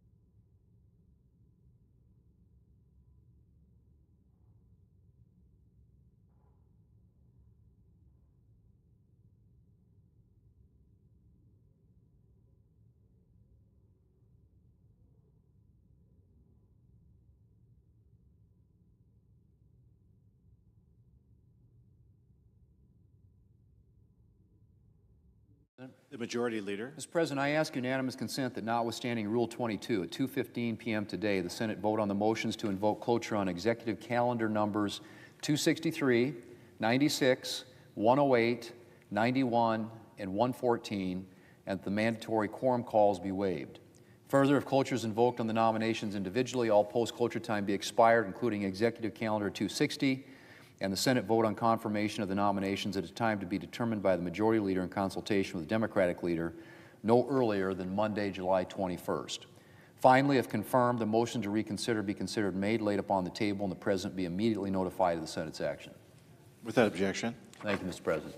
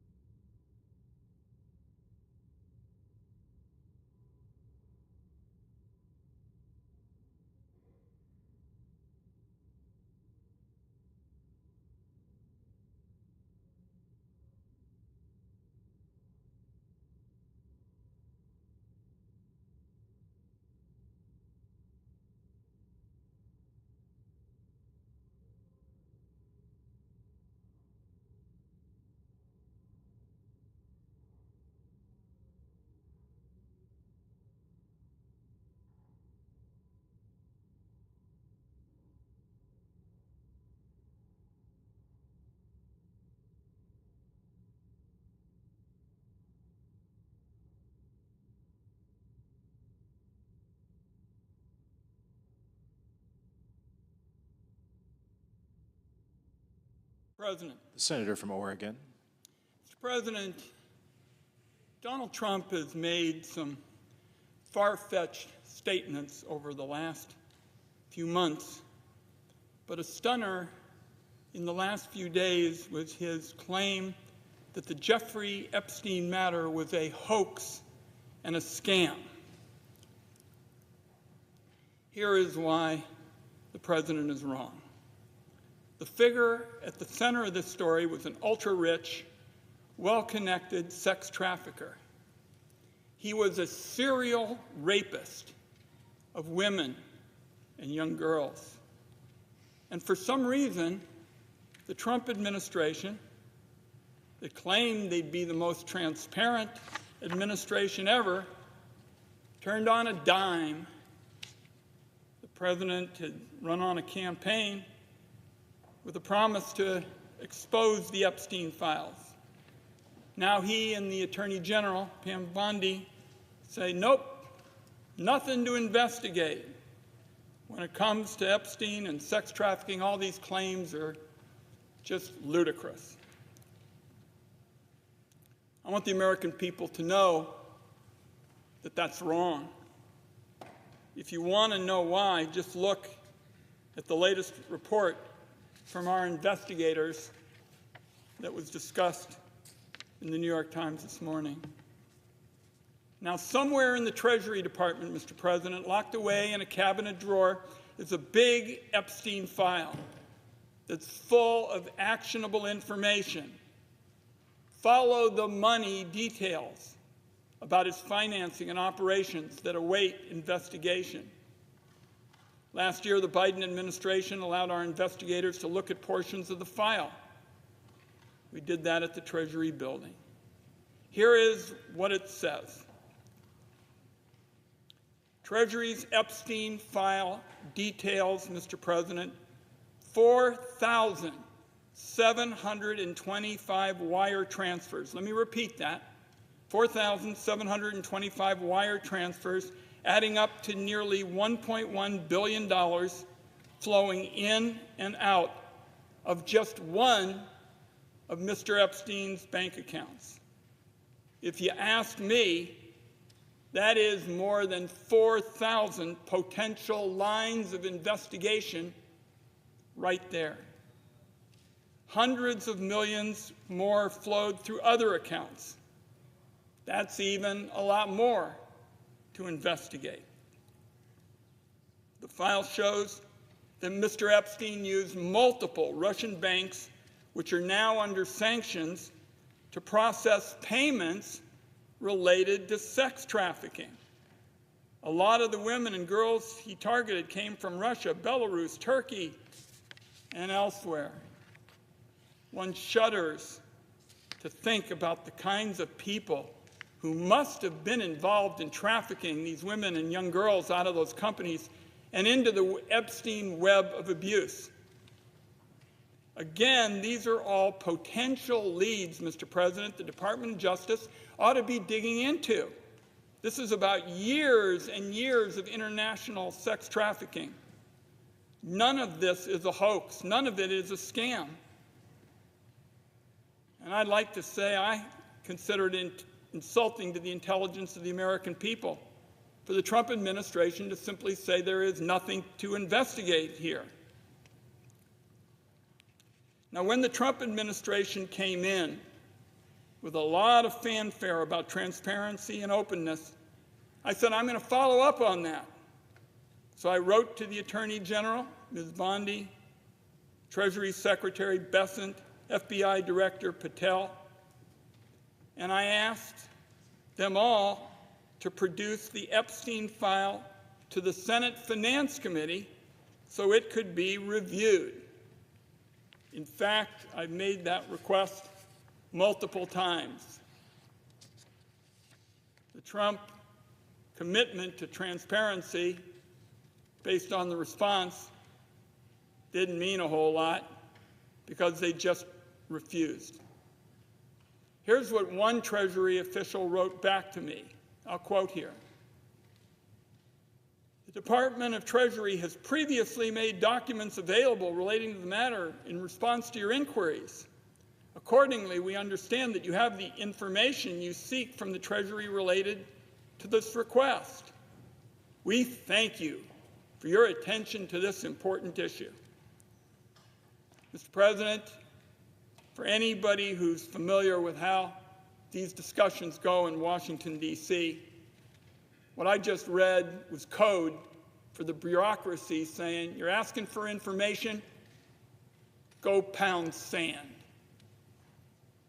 The Trump administration may be trying to close the books on the Epstein sex trafficking. But I want it understood as a senior member of the Senate Finance Committee, where we spend a lot of time looking at where substantial sums of money are going, particularly if they may be promoting wrongdoing and helping to evade taxes. We are going to stay on this fight to hold the wealthy individuals accountable for the harm that they clearly were involved in injuring the young women and others in this sex trafficking. So I'm going to have more follow-up for Attorney General Bondi very quickly. As for today, Mr. President, if she doesn't want to do the investigating, doesn't want the DOJ to do it, let me just restate my original demand. Have that Treasury information given to the Senate Finance Committee and have us on a bipartisan basis do our work. That's what we do in important investigations. If the Trump people believe they need additional authority to carry out the requests that I make again this afternoon, let me offer to help them write the bill myself. The idea that there is nothing more to investigate, not when you have 4,000 wire transfers, many of them associated with the possibility of wrongdoing and sex traffic promoting. The idea that you have that and there's nothing to investigate when it comes to the Epstein sex trafficking operation is ridiculous. Pam Bondi was the Attorney General in the state of Florida, where a lot of the Epstein crimes were committed. The Attorney General ought to know better, of all people. Mr. President, I can't begin to understand the President's handling of this or why he thinks this is just going to go away. But I'm here to say that our investigators have spent 3 full years looking into this. And the reason why is because we feel so strongly about the horror of sex trafficking and our commitment to root it out. The President of the Senate is new to this body, but I'm sure he's dealt with these issues before. You can't have a much bigger horror in front of you than sex trafficking abuse. So we're talking about real evil done to women and girls by Jeffrey Epstein. And Mr. President, nobody gets to sweep that under the rug. I yield the floor.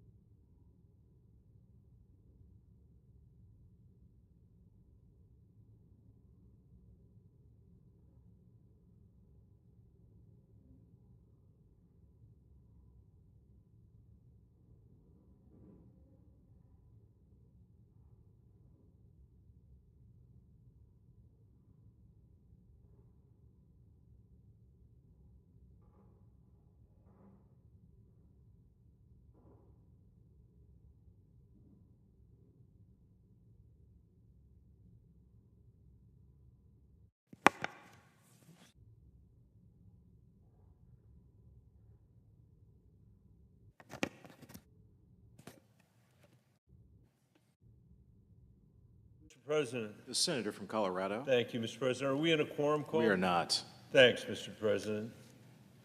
I rise today to remember the life of John Stalp, Jr., a son of Colorado's Eastern Plains, Colorado's first and only water czar, and the former Commissioner of Agriculture for our state. In his 45 extraordinary years of public service, John was appointed by 5 governors of both parties to 2 cabinet positions and 6 state boards and commissions. Governor Bill Ritter, who appointed John as Commissioner of Agriculture, said, "If we had an award for the most universally loved cabinet member, it would be John Stalp." I agree. After graduating from Colorado State University with a degree in veterinary science, John returned to Prowers County with his beloved wife, Jane. Together they ran Stalp land and livestock for 50 years, growing dryland wheat and raising cattle while continuing to practice veterinary medicine. I was honored to spend time with him and learn from John, including a visit to the Stalp farm in 2013.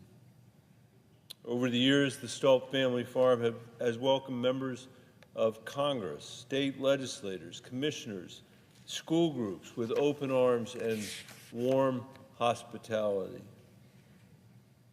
John always had something cold to drink when you were there. And he was a farmer first. Of farming, he said, "You don't farm because you want to. You do it because you have to. It's in your blood."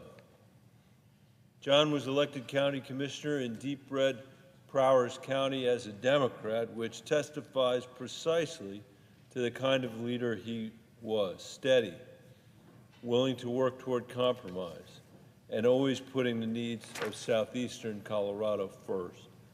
We could use his example around here. As a water czar under then Governor Hickenlooper, he had the enormous task of creating a water plan for the next 50 years.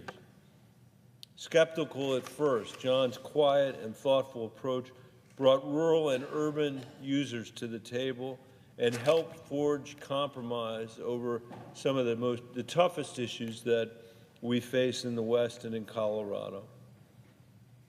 He knew that rural Colorado was counting on him, I suspect, all his life.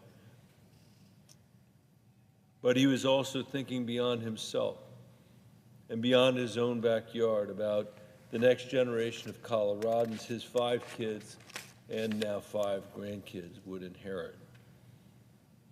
John leaves an incredible legacy in Colorado. Not just the work he did to ensure that rural Colorado was represented in the capital of Denver, or the expertise and counsel he gave to countless leaders, but I would say most important to him, to his family. And I send, on behalf of the people of Colorado, my condolences to the entire Stalp family, to John's children, to his grandchildren, to his wife, Jane. Colorado will feel his loss. His leadership will be deeply missed, and I think his example will testify to the standard every one of us should strive for of leadership in our state and in our community and as a member of our family. And with that, Mr. President, I yield the floor, and I'd suggest the absence of a quorum. The clerk will call the roll. Ms. Also-Brooks.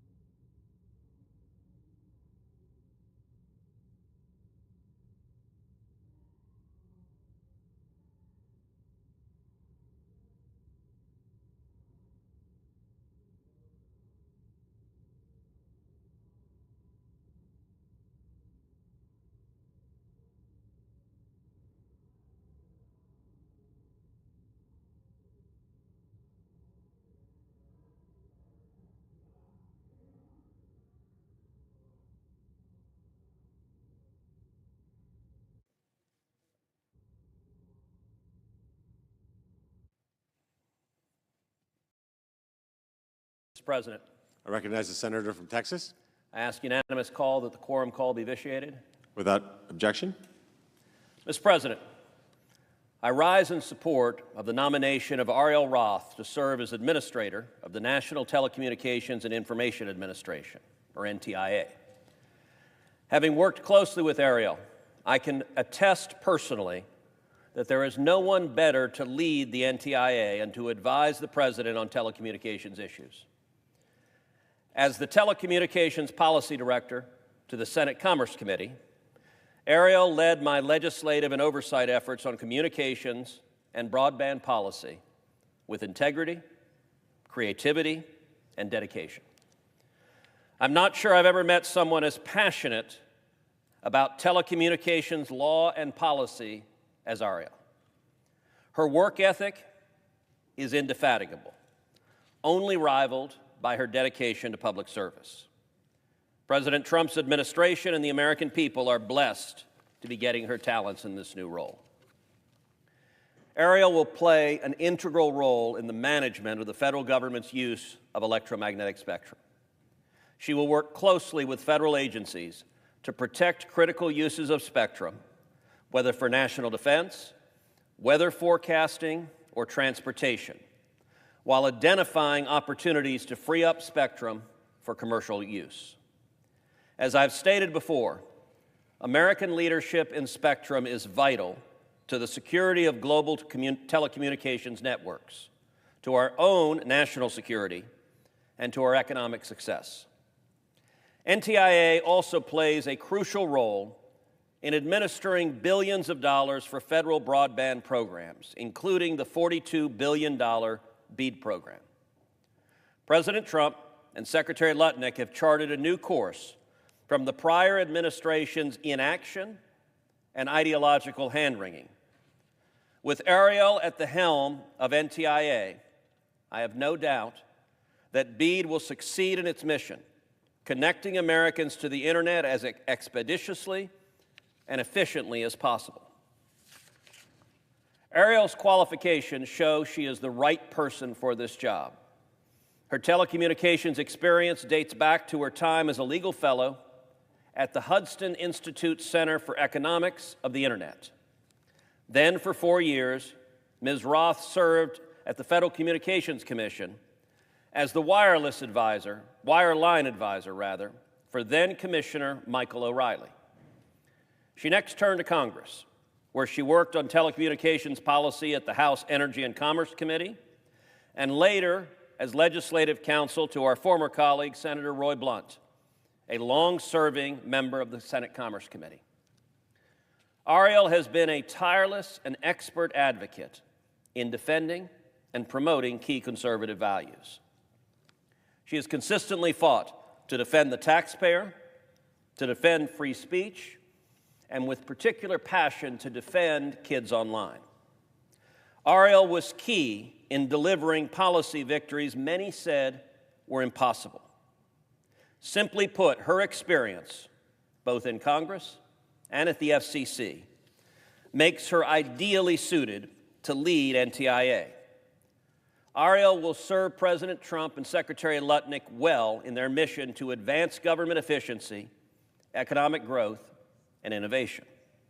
The American people will benefit enormously from her service. I strongly urge my colleagues to support Ariel Roth's nomination to be NTIA Administrator. She was voted out of the Commerce Committee with bipartisan support, and my hope is she will be confirmed on this floor with bipartisan support. I yield the floor, and I suggest the absence of a quorum. The clerk will call the roll. Ms. Alsobrooks.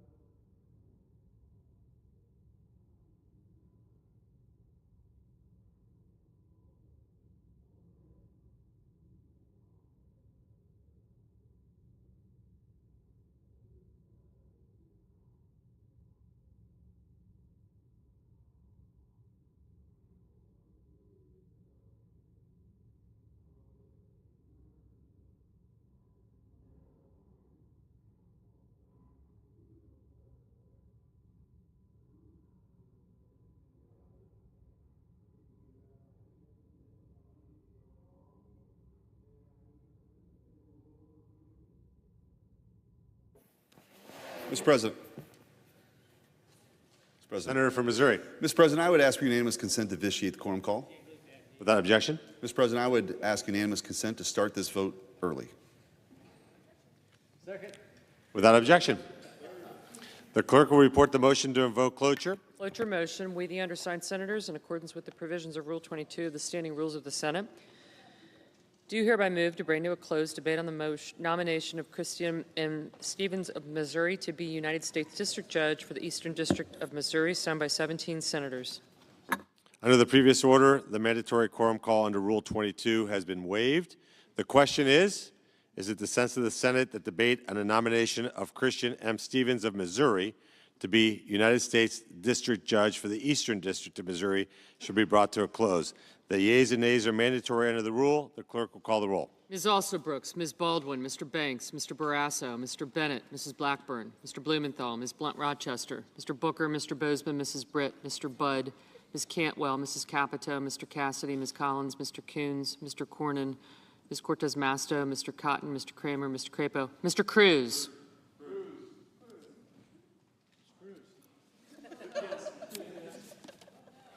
That's all we need. Thank you. You're a no? Thank you. Thank you. Thanks.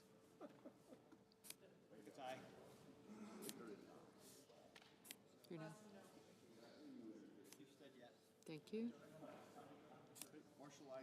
Thank you. Thank you.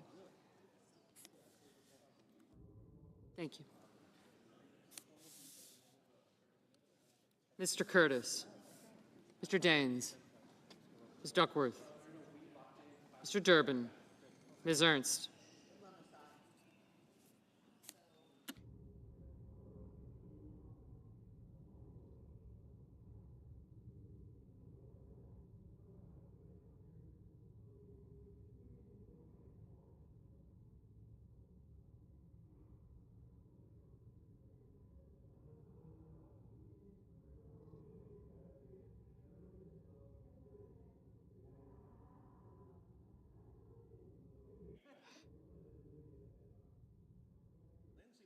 Mr. Fetterman, Mrs. Fisher. Mr. Gallego, Mrs. Gillibrand, Mr. Graham, Mr. Grassley, Mr. Haggerty, Ms. Hassan,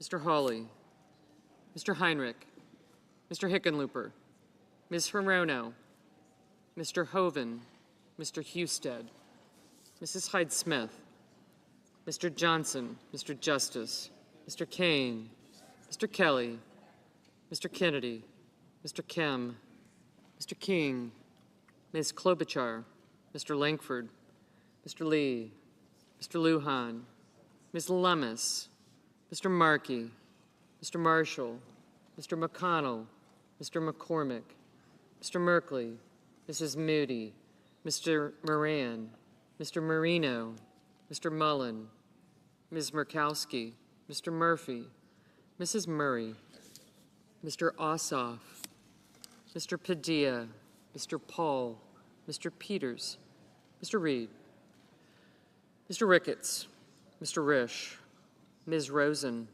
Mr. Rounds, Mr. Sanders, Mr. Schatz, Mr. Schiff, Mr. Schmidt, Mr. Schumer, Mr. Scott of Florida, Mr. Scott of South Carolina.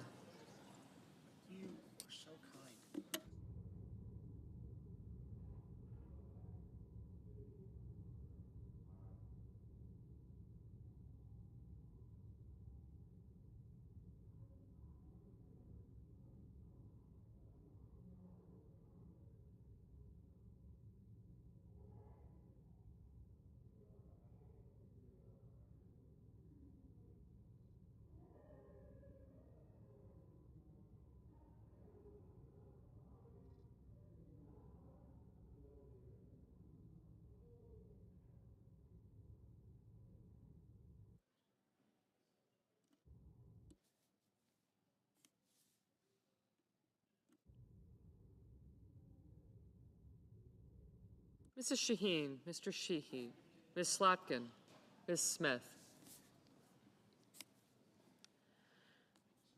Mr. Sullivan, Mr. Thune, Mr. Tillis, Mr. Tuberville, Mr. Van Hollen, Mr. Warner, Mr. Warnock, Ms. Warren, Mr. Welch, Mr. Whitehouse, Mr. Wicker, Mr. Wyden, Mr. Young.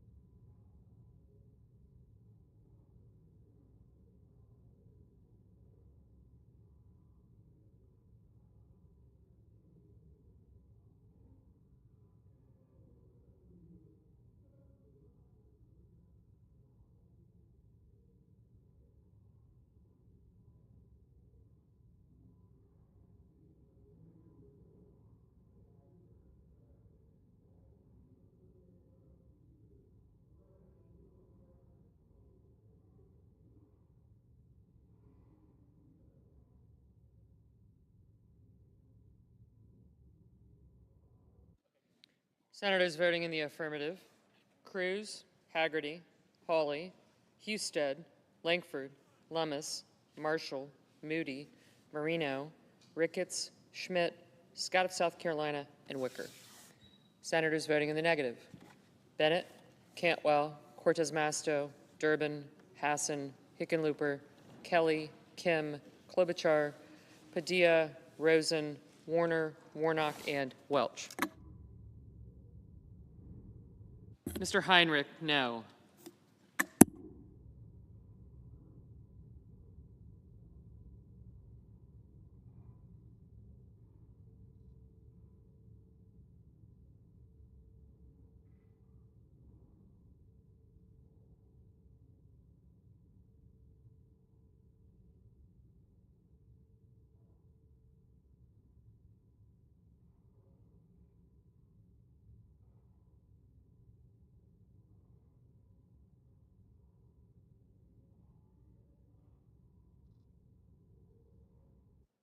Mr. Budd, aye.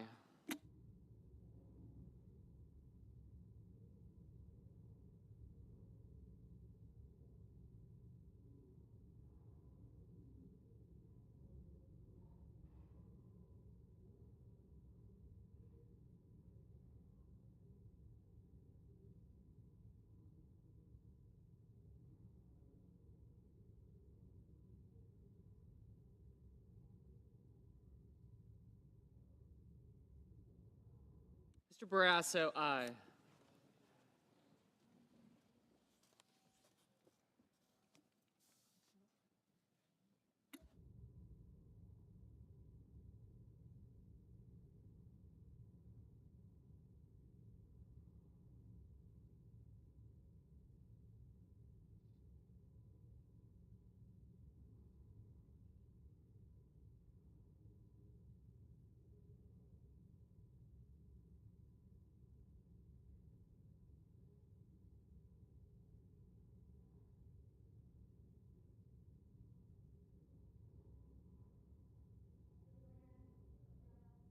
Ms. Gillibrand, no.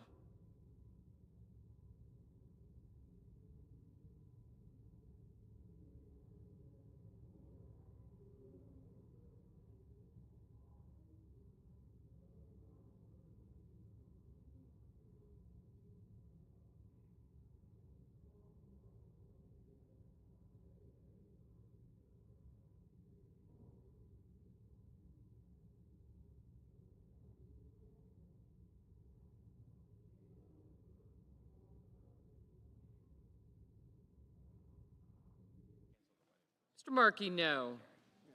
I thought I...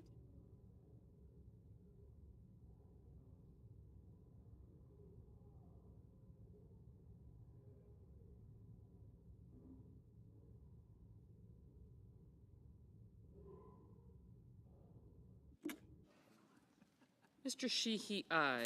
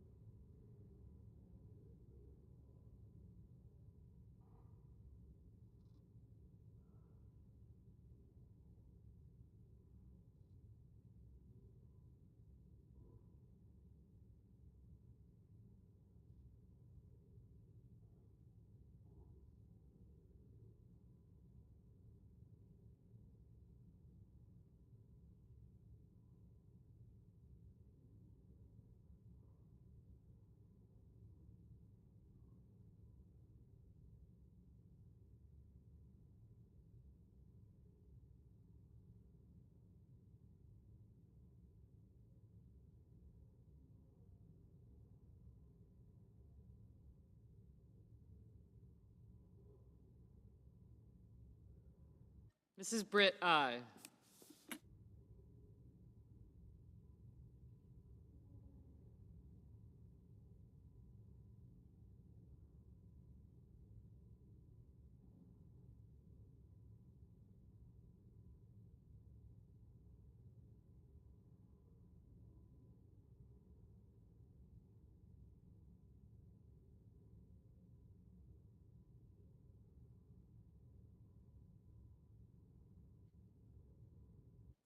Mr. Kane, no.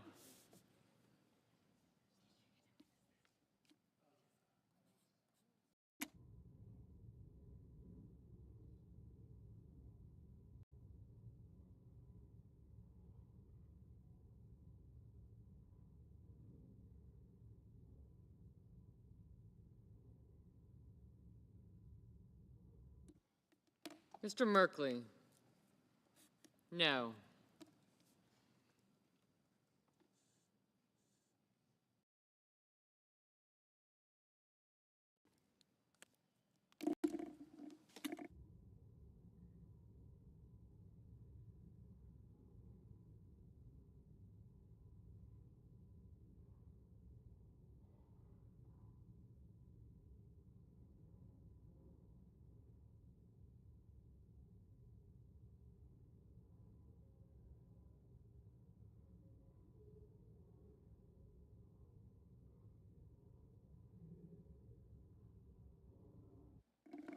Mr. Sullivan, aye.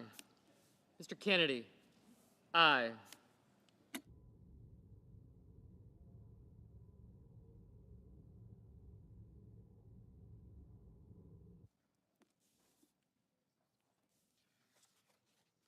Mrs. Fisher, aye.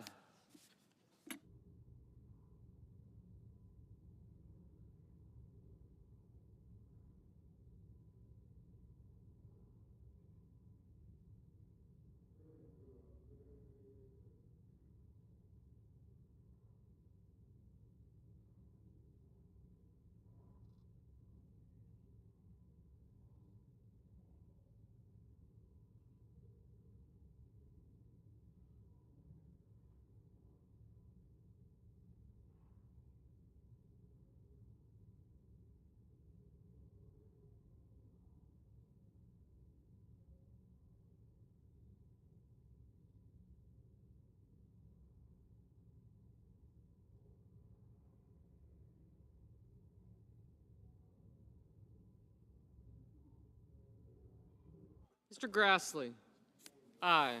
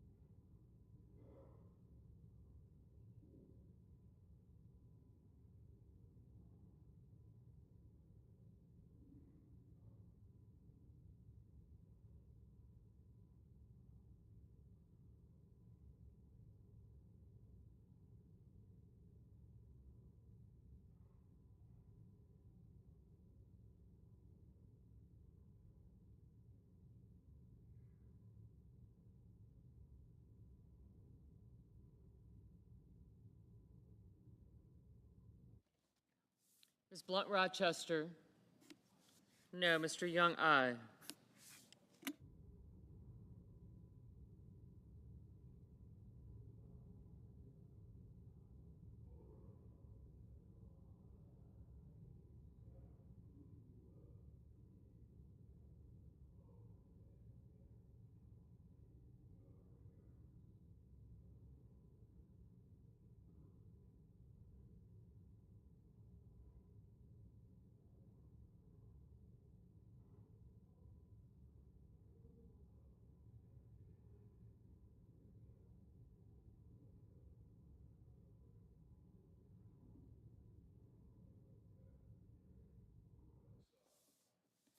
Mr. Whitehouse, no. Ms. Warren, no.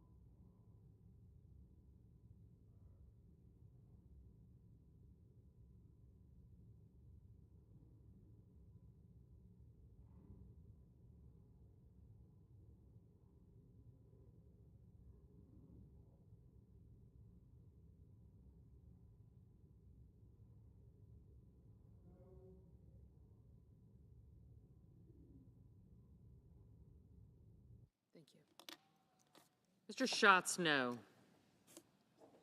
Mrs. Capito, aye.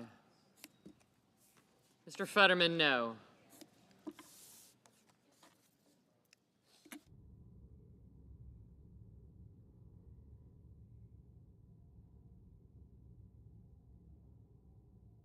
Ms. Duckworth, no.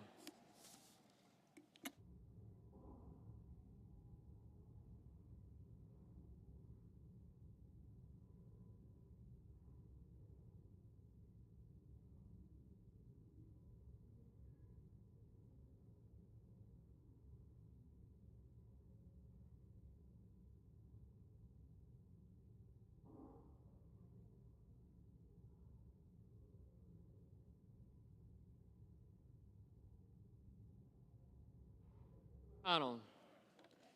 Mr. McConnell, aye.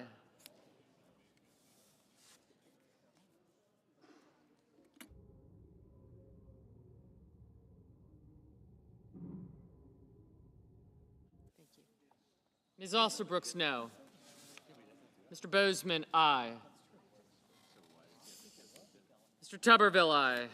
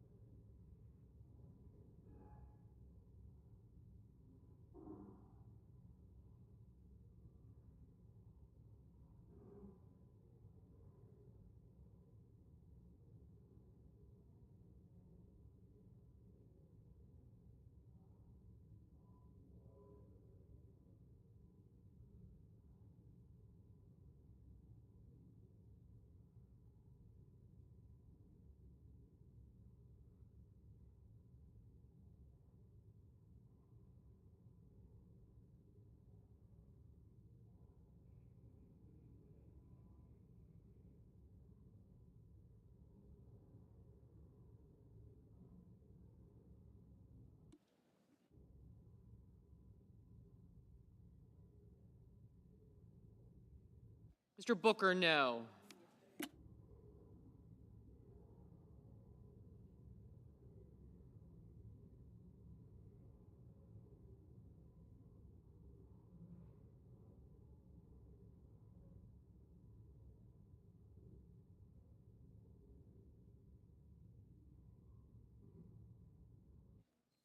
Ms. Hirono, no. Mr. Wyden, no.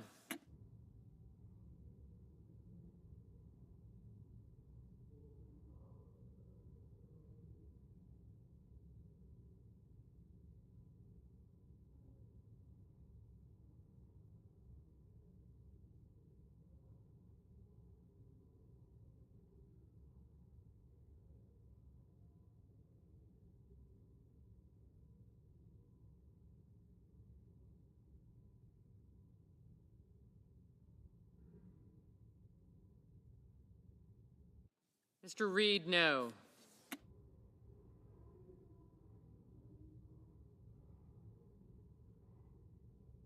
Mr. Mullen, aye.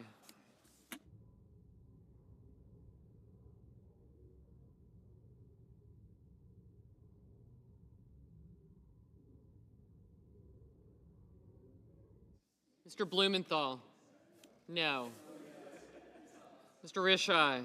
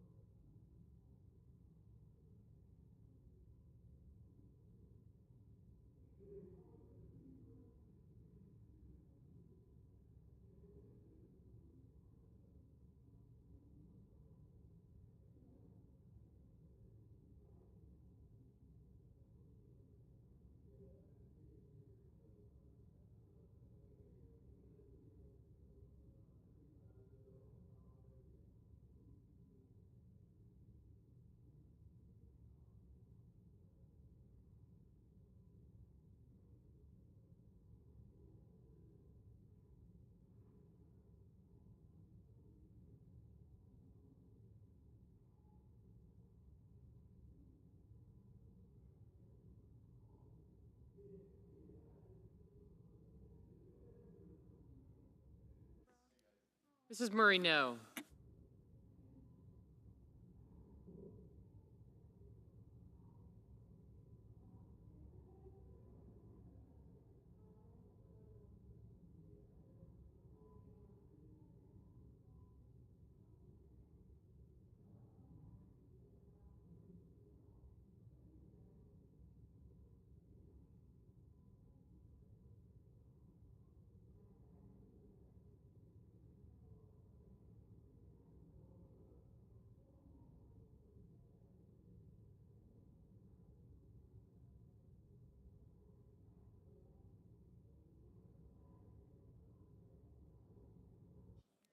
Ms. Murkowski, aye. Mrs. Hyde-Smith, aye.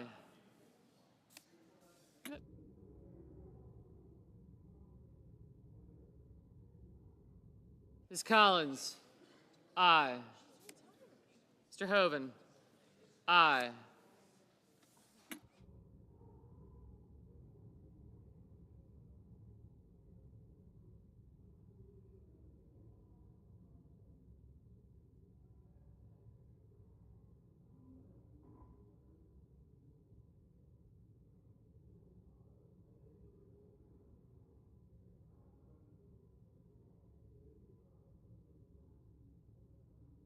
Mr. Murphy, no.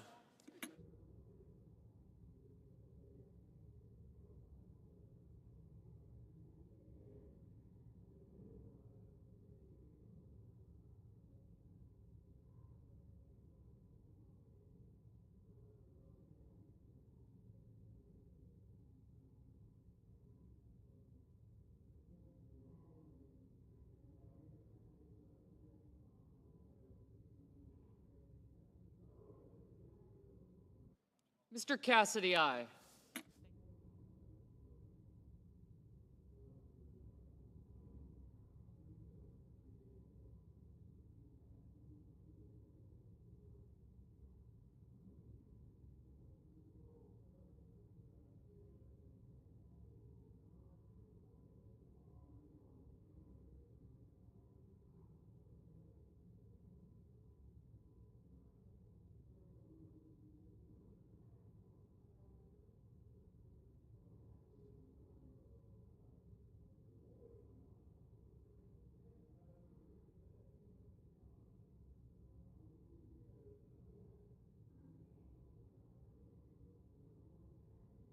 Mr. Graham, aye.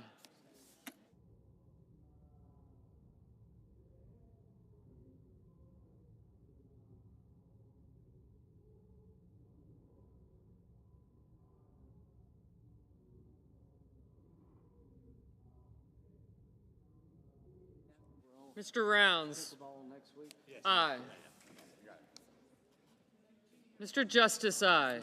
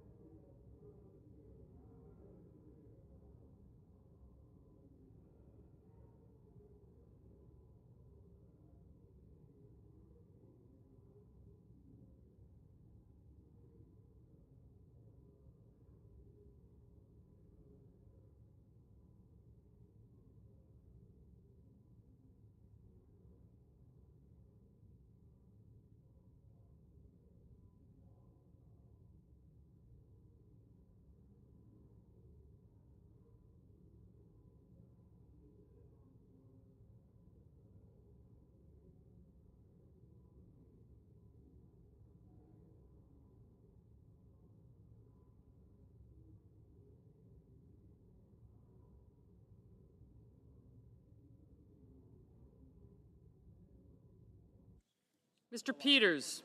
No. Mr. Sanders? No.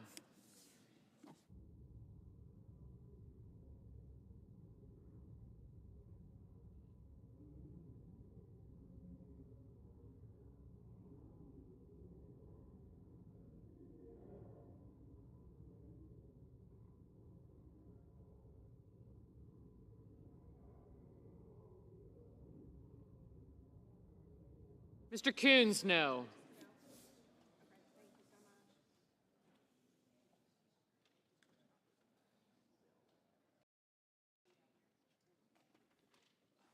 Mr. McCormick, aye.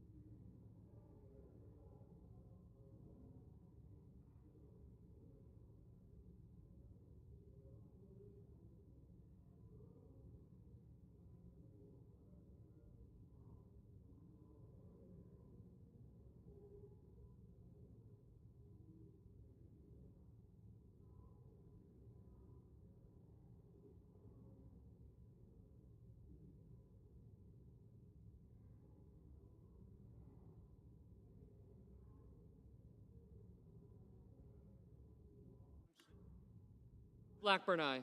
Mr. Johnson, aye.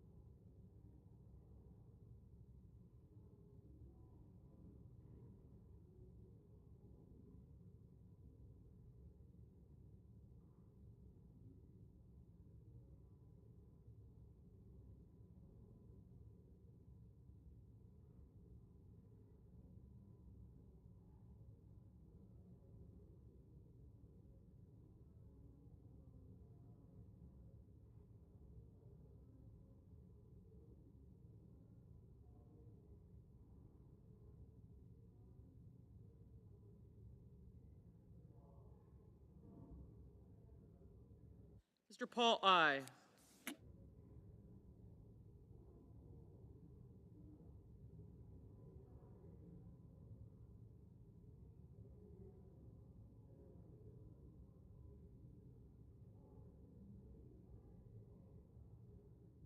Ms. Baldwin, no.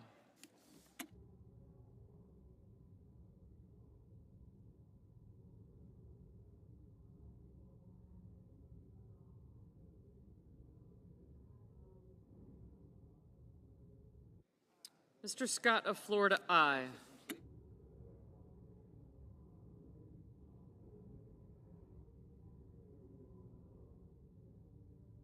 Mr. Lee, aye. Mr. Thune, aye.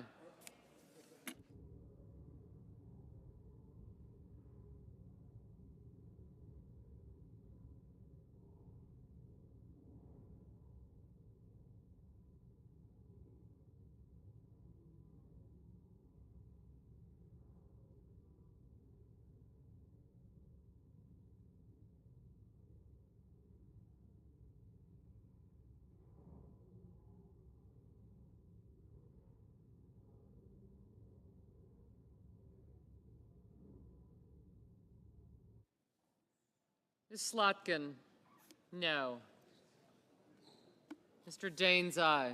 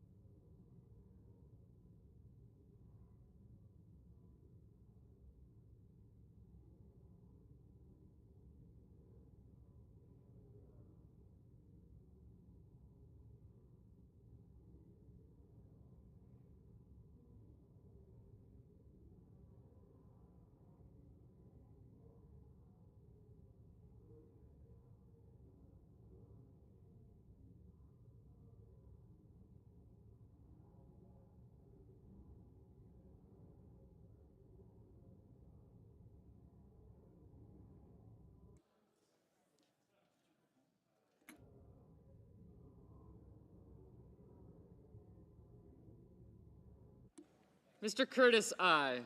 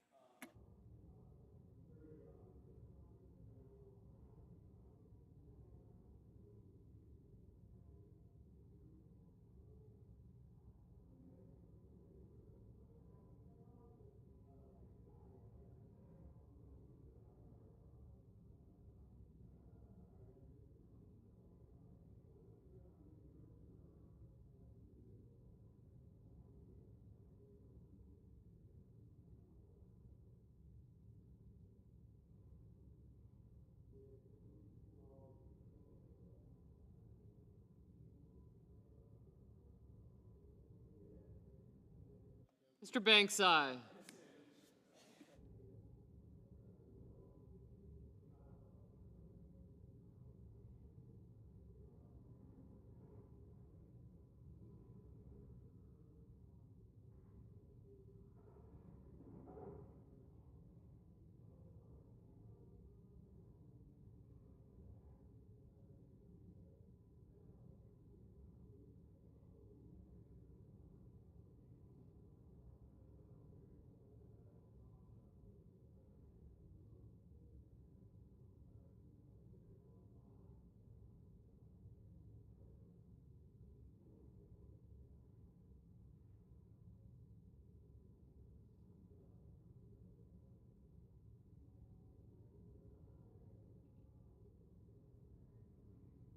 Mr. Lujan, no.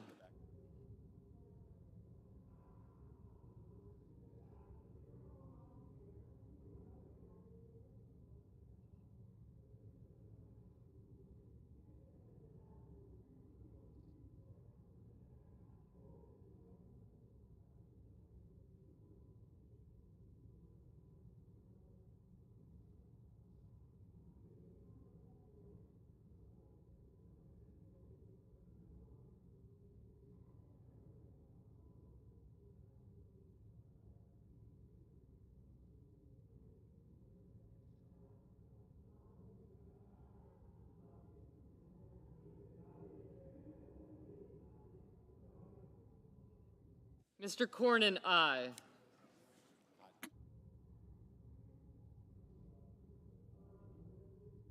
Mr. Cotton, aye.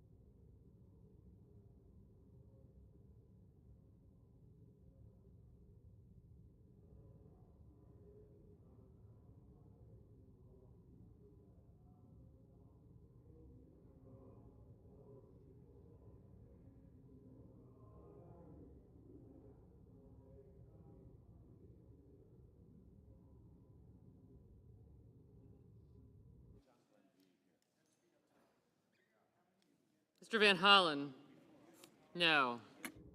Mr. Ossoff, no.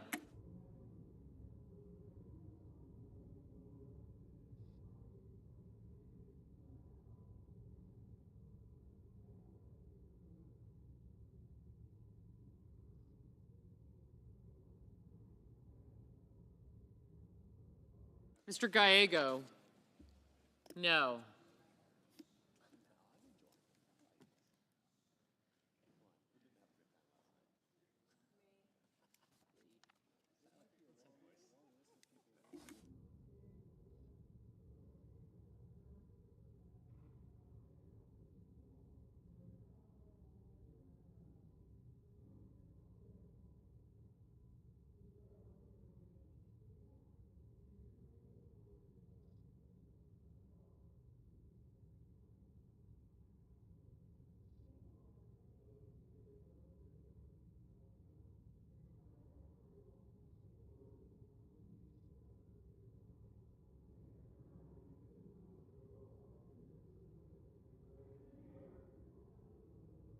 Mr. Schumer, no.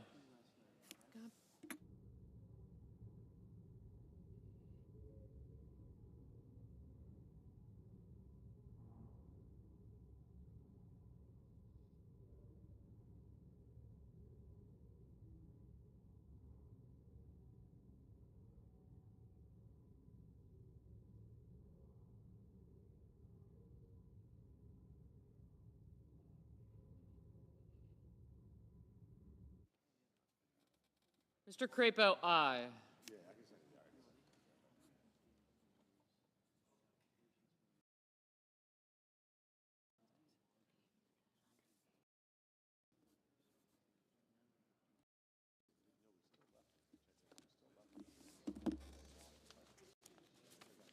Here, I've got more to send down, but I didn't get them ready yet. Give me 1 second, Tony.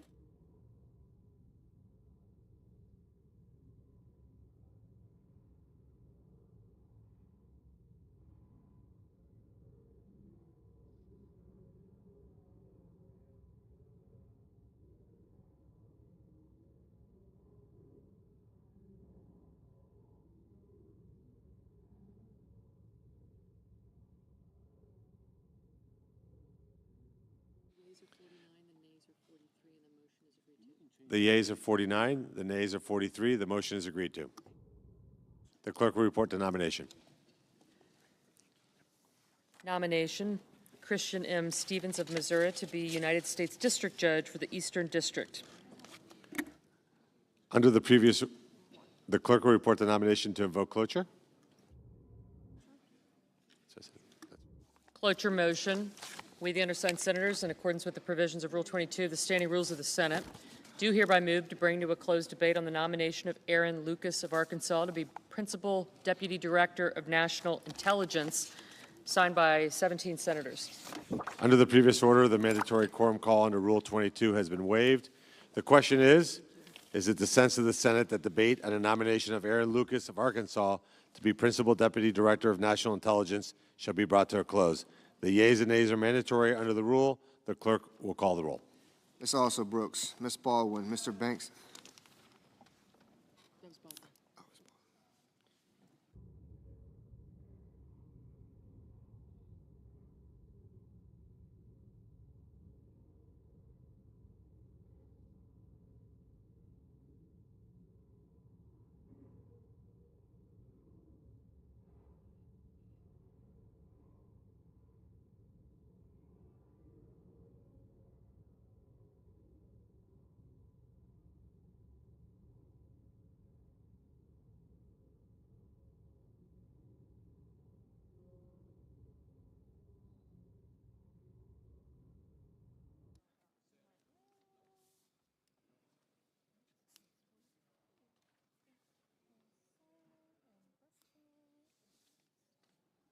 Mr. Barrasso.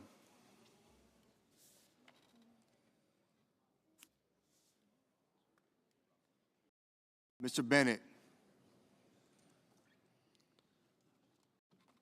Mrs. Blackburn.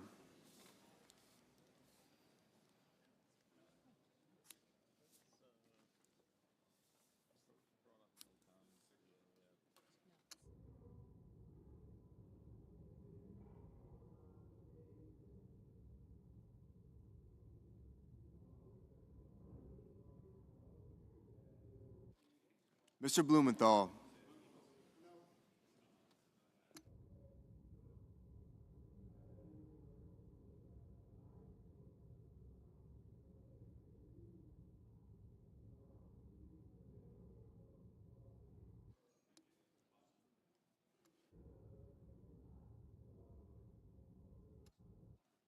Mr. Booker, Mr. Bozeman, Mrs. Britt, Mr. Budd, Ms. Cantwell, Mrs. Capito, Mr. Cassidy, Ms. Collins, Mr. Coons, Mr. Cornyn, Ms. Cortez Masto, Mr. Cotton, Mr. Kramer, Mr. Crapo, Mr. Cruz,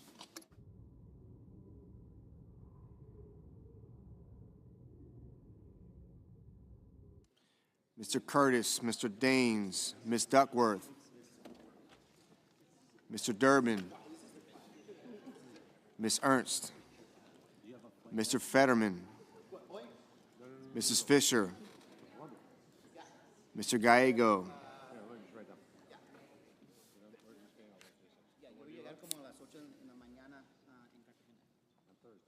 Mrs. Gillibrand,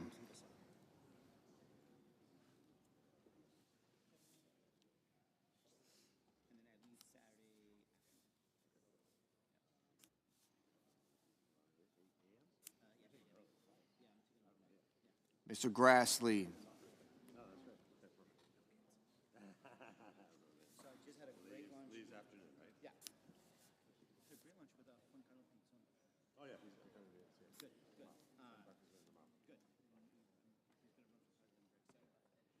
Mr. Haggerty,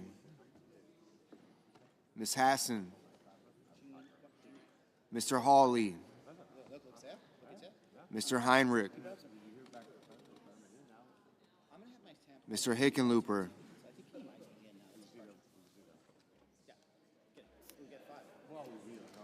Ms. Hirono, Mr. Hoven, Mr. Husted,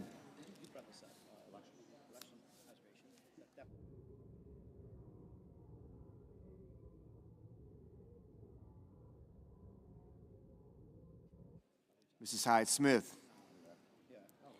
Mr. Johnson, Mr. Justice, Mr. Kane,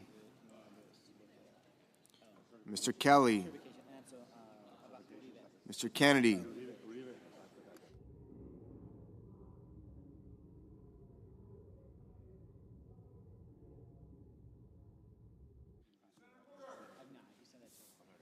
I'm going to say something also to kind of just give some people from the center that opportunity to show us. Oh, wait, you could also engage. Mr. Kim, Mr. King, Okay. Ms. Klobuchar, Oh, of course.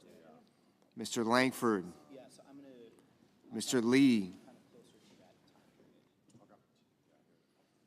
Mr. Lujan, Ms. Lummis, Mr. Markey, Mr. Marshall, Mr. McConnell, Mr. McCormick, Mr. Merkley, Mrs. Moody, Mr. Moran, Mr. Moreno, I'll reach out to President. Okay, cool. Thank you.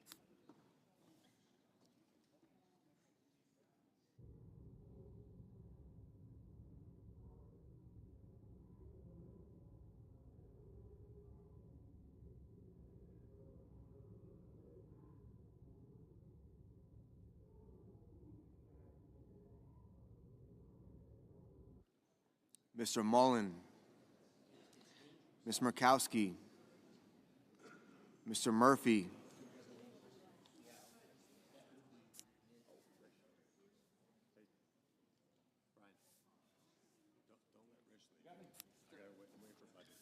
Cassidy? I did. Okay. Don't want to leave. Oh, yeah. Wait for Bud. We'll be right back in a second. I got everything under control.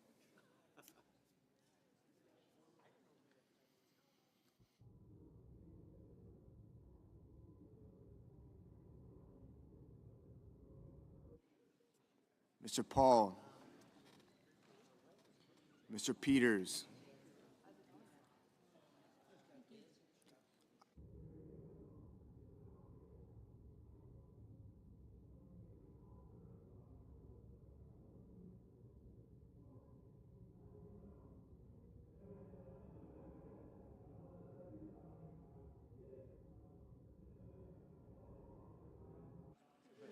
Mr. Reed, Mr. Ricketts, Mr. Risch, Ms. Rosen, Mr. Rounds, Mr. Sanders, Mr. Schatz,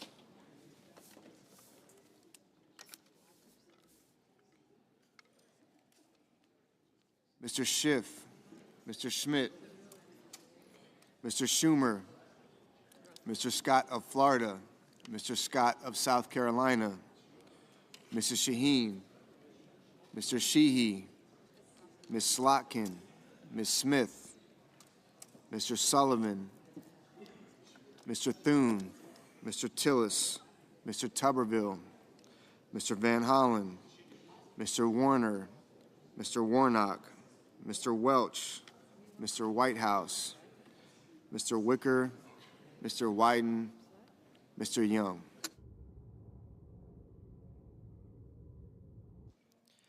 Senators voting affirmative: Barrasso, Britt, Budd, Cassidy, Collins, Cornyn, Cotton, Crapo, Curtis, Daines, Grassley, Haggerty, Hoeven, Hyde-Smith, Johnson, Kennedy, Risch, Rounds, Scott of South Carolina, Sheehy, Thune, Tuberville.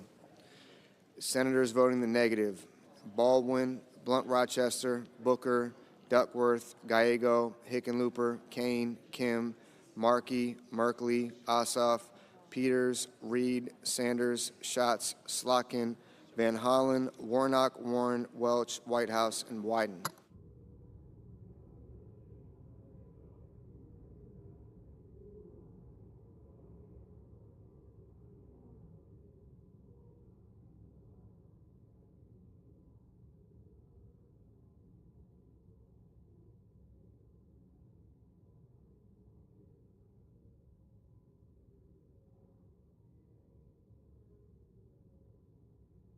Ms. Klobuchar. Ms. Klobuchar, no. Mr. Kelly, Mr. Kelly, no. Mr. Bozeman, Mr. Bozeman, aye. Mr. Young, Mr. Young, aye. Mr. Langford, Mr. Langford, aye.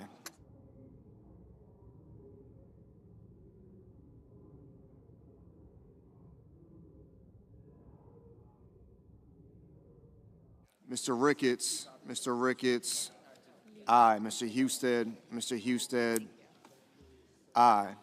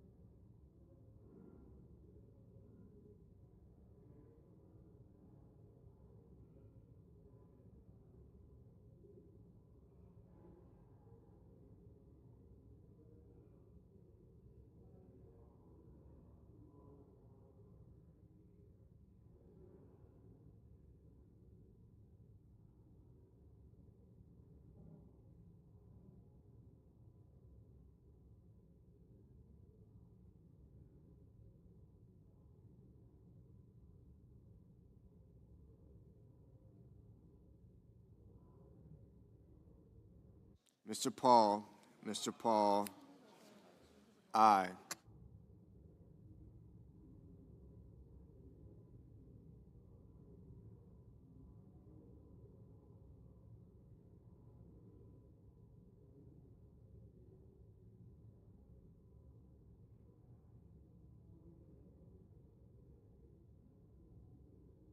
Mrs. Moody, Mrs. Moody, aye. Mr. Moreno, Mr. Moreno, aye.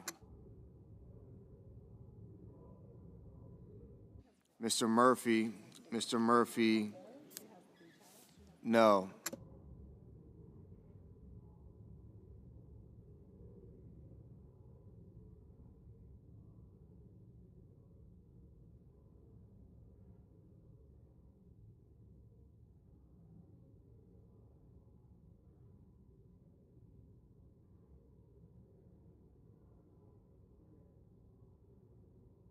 Mr. Graham, aye.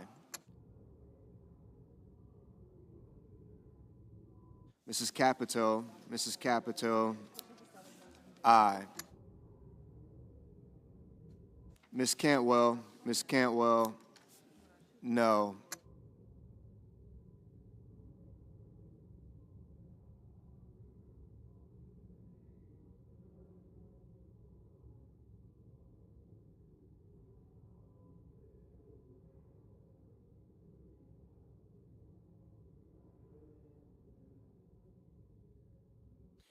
Mr. Bennett, no. Mr. Schumer, no.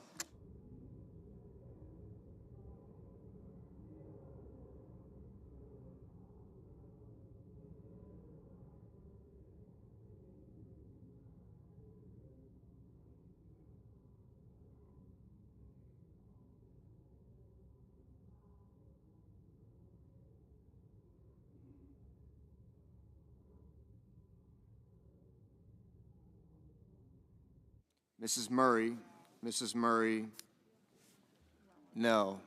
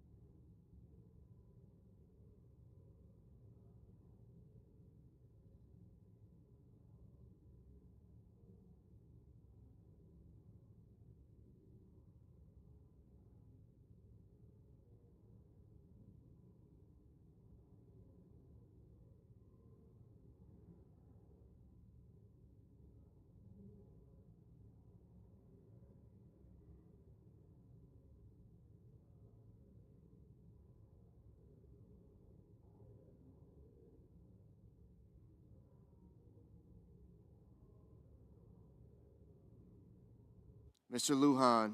Mr. Lujan, no.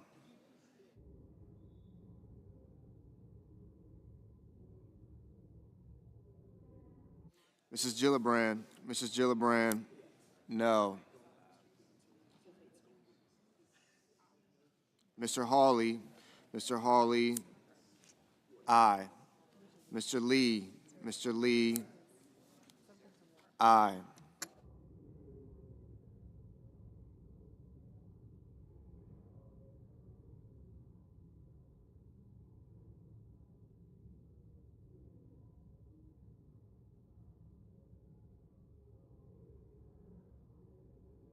Mr. Padilla.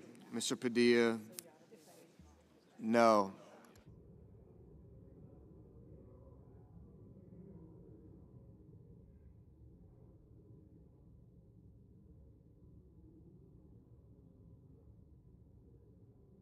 Ms. Hirono.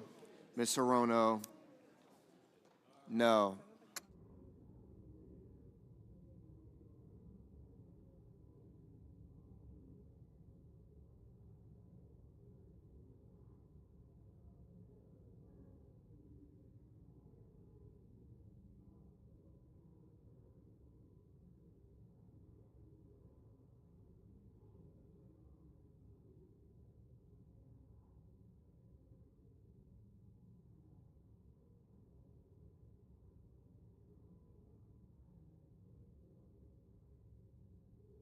Mr. Fetterman. Mr. Fetterman, no.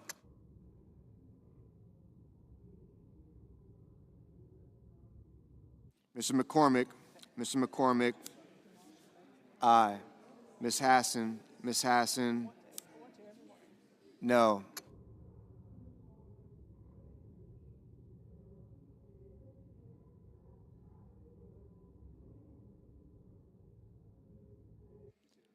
Mr.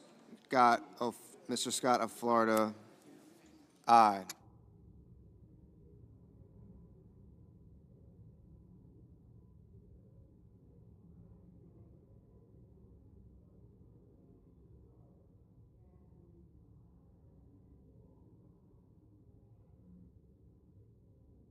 Ms. Rosen. Ms. Rosen, no.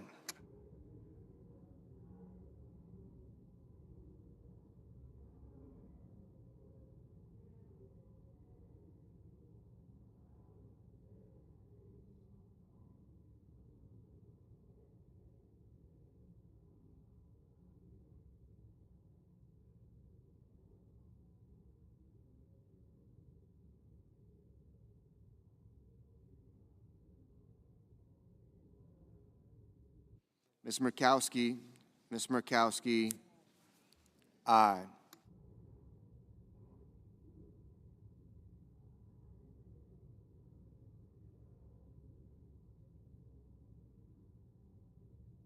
Mr. McConnell.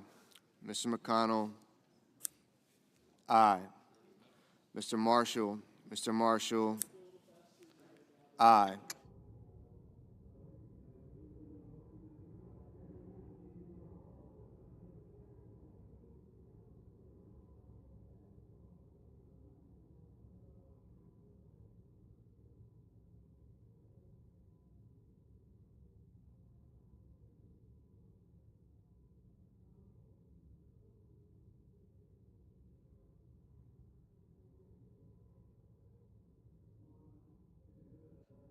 Mr. Sullivan. Mr. Sullivan, aye.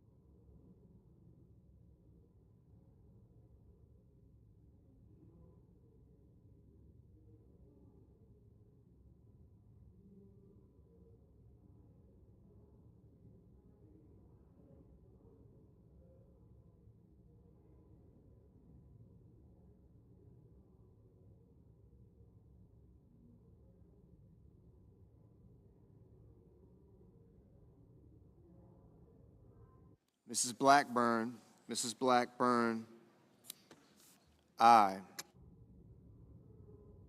Mr. Justice, Mr. Justice, aye.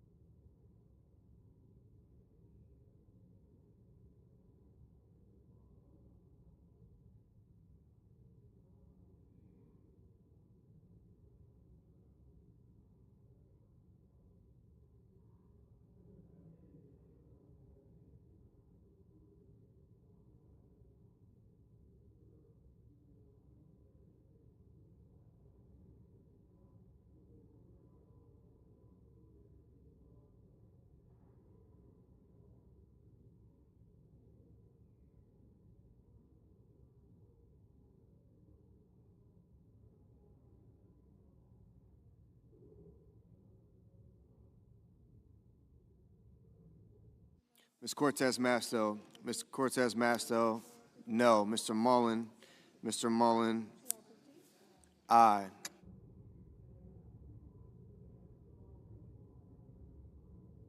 Ms. Brooks, no.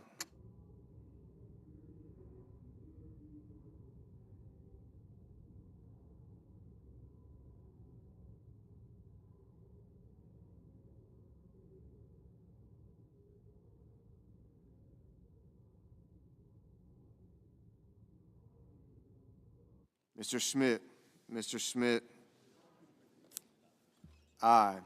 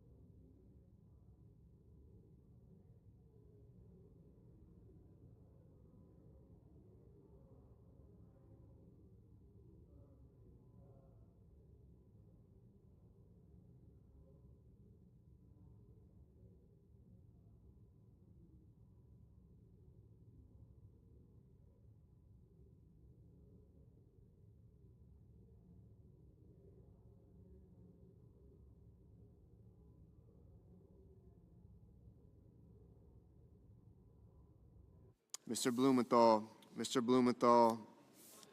no. Ms. Smith,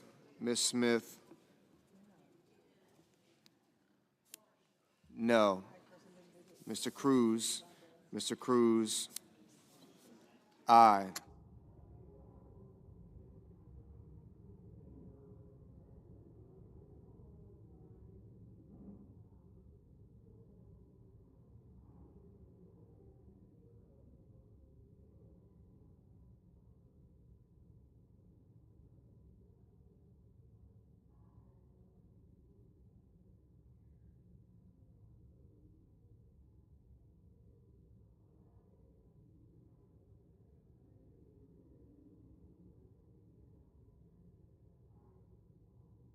Mr. Wicker, Mr. Wicker, aye.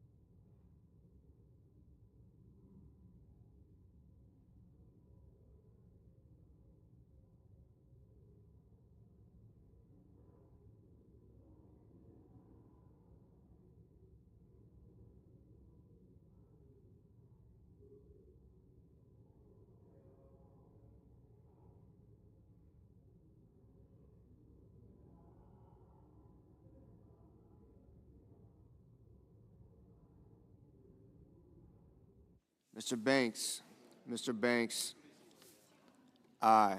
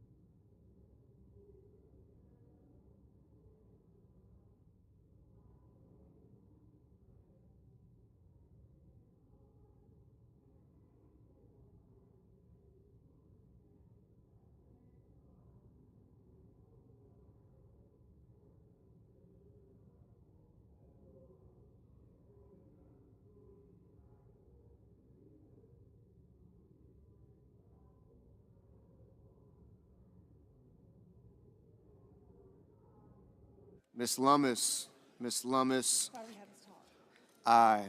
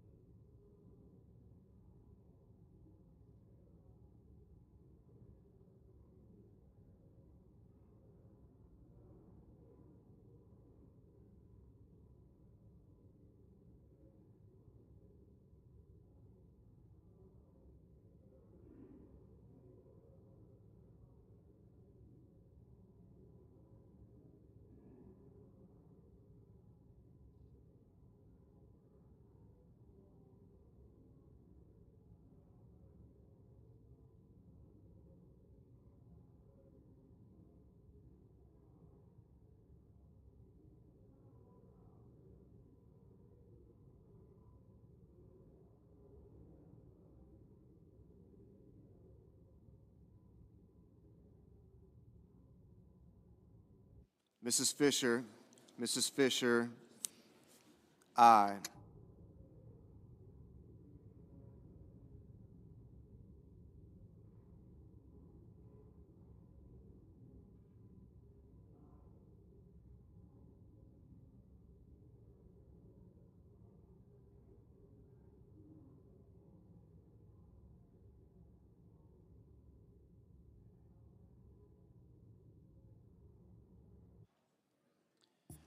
The yeas are 49, the nays are 40, and the motion is agreed to. The clerk will report the nomination. Office of the Director of National Intelligence, Aaron Lucas of Arkansas to be Principal Deputy Director of National Intelligence. And then I'll go from here to here. Okay.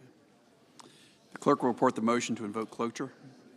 Cloture motion. We, the undersigned senators, in accordance with the provisions of Rule 22 of the Standing Rules of the Senate, do hereby move to bring to a close debate on the nomination of Bradley Hansel of Virginia to be Undersecretary of Defense for Intelligence and Security, signed by 17 senators. Under the previous order, the mandatory quorum call under Rule 22 has been waived. The question is there a sense of the Senate that debate on the nomination of Bradley Hansel of Virginia to be Undersecretary of Defense for Intelligence and Security shall be brought to a close? Yeas and nays are mandatory under the rule. The clerk will call the roll. Ms. Also Brooks.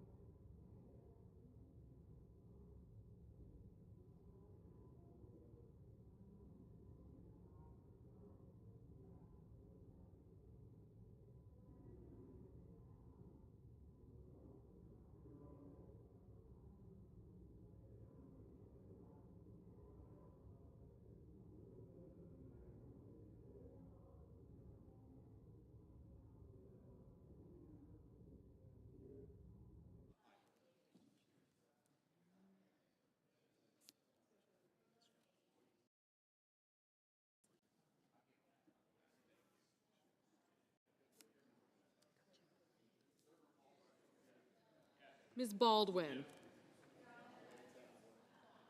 Mr. Banks, Mr. Barrasso.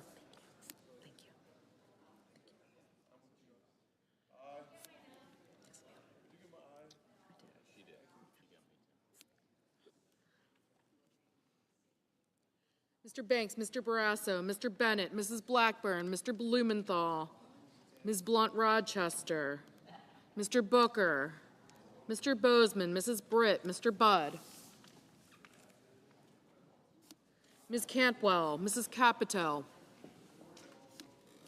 Mr. Cassidy, Ms. Collins, Mr. Coons, Mr. Cornyn, Ms. Cortez Masto, Mr. Cotton, Mr. Kramer, Mr. Crapo, Mr. Cruz, Mr. Curtis, Mr. Daines, Ms. Duckworth, Mr. Durbin, Ms. Ernst,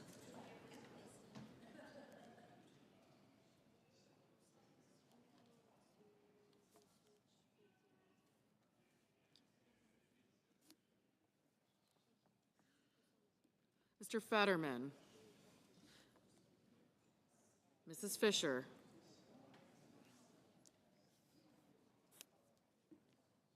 Mr. Gallego,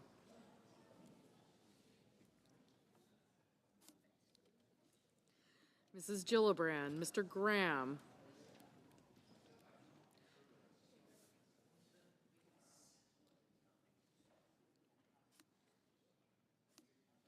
Mr. Grassley, Mr. Haggerty, Ms. Hassan, Mr. Hawley, Mr. Heinrich, Mr. Hickenlooper, Ms. Hirono,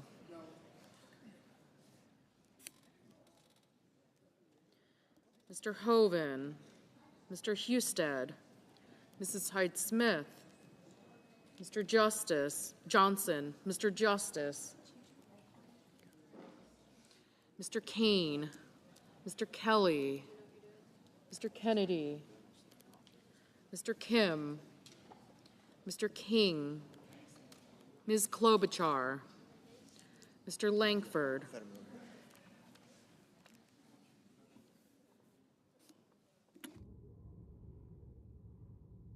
Mr. Lee, Mr. Lujan, Ms. Lummis, Mr. Markey, Mr. Marshall, Mr. McConnell, Mr. McCormick, Mr. Merkley, Mrs. Moody, Mr. Moran, Mr. Marino, Mr. Mullen, Ms. Murkowski, Mr. Murphy, Mrs. Murray, Mr. Ossoff, Mr. Padilla, Mr. Paul, Mr. Peters, Mr. Reed, Mr. Ricketts, Mr. Risch, Ms. Rosen, Mr. Rounds, Mr. Sanders, Mr. Schatz, Mr. Schiff, Mr. Schmidt, Mr. Schumer, Mr. Scott of Florida, Mr. Scott of South Carolina, Mrs. Shaheen, Mr. Sheehy, Ms. Slotkin, Ms. Smith, Mr. Sullivan, Mr. Thune, Mr. Tillis, Mr. Tuberville, Mr. Van Hollen, Mr. Warner, Mr. Warnock, Ms. Warren, Mr. Welch, Mr. Whitehouse, Mr. Wicker, Mr. Wyden,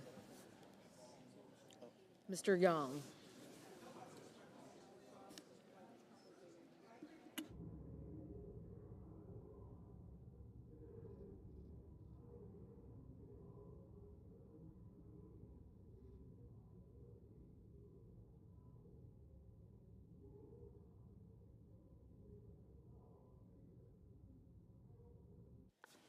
Senators voting in the affirmative: Baldwin, Banks, Barrasso, Blackburn, Bozeman, Budd, Crapo, Cruz, Fetterman, Fisher, Grassley, Hassan, Hyde-Smith, Kane, Kennedy, Lee, Marshall, Marino, Mullen, Paul, Reed, Rosen, Schmidt, Scott of South Carolina, Sheehy, Thune, Tuberville, Wicker, and Young. Mr. Cornyn, aye. Senators voting in the negative: Alsobrooks, Bennett, Booker, Cantwell, Cortez Masto, Gillibrand, Murray, Padilla, Schatz, Schumer, Welch, and Whitehouse.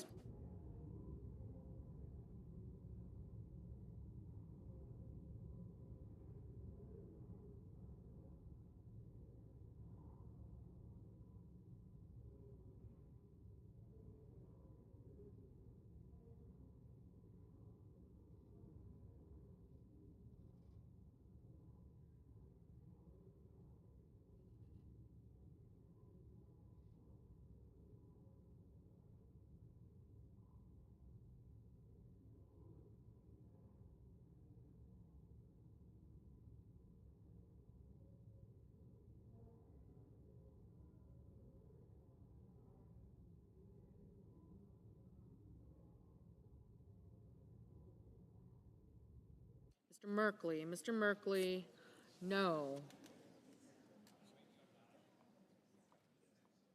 Mr. Johnson. Mr. Johnson, aye.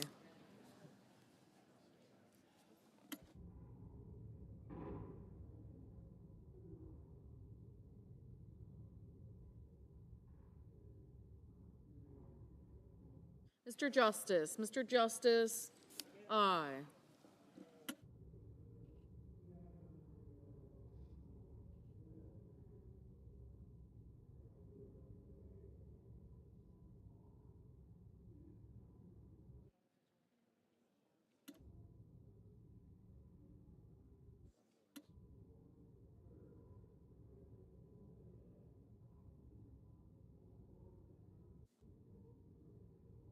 Ms. Collins. Ms. Collins, aye.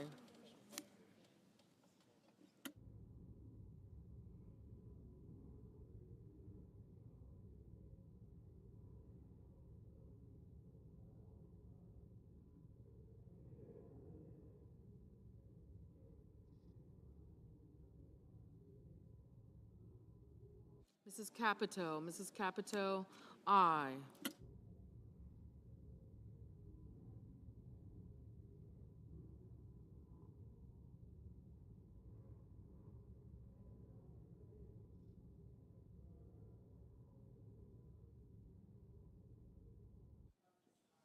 Ms. Lummis. Ms. Lummis, aye. Mr. Ricketts. Mr. Ricketts, aye.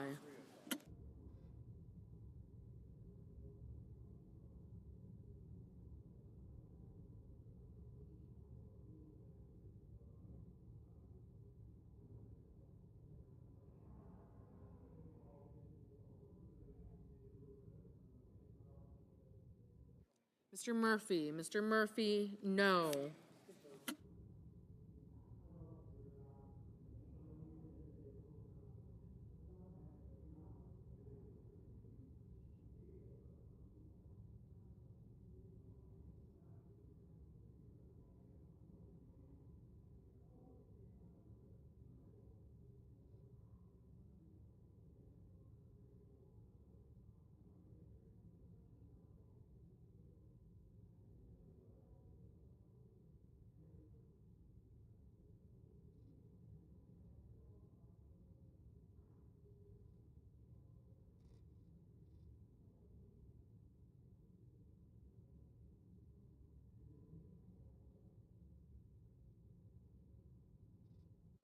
Ms. Smith. Ms. Smith, no.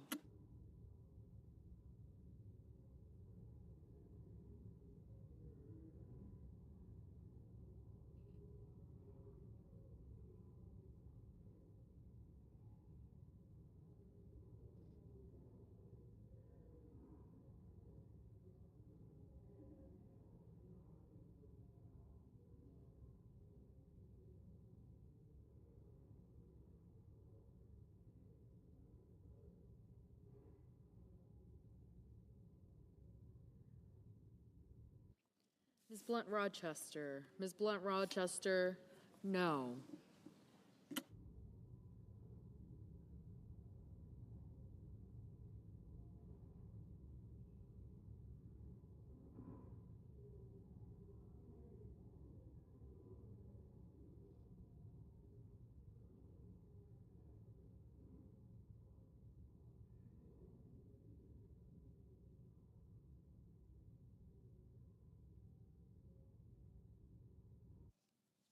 Mr. Van Hollen. Mr. Van Hollen, no.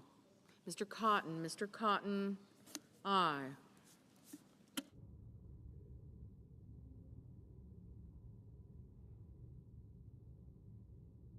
Mr. Wyden. Mr. Wyden, no.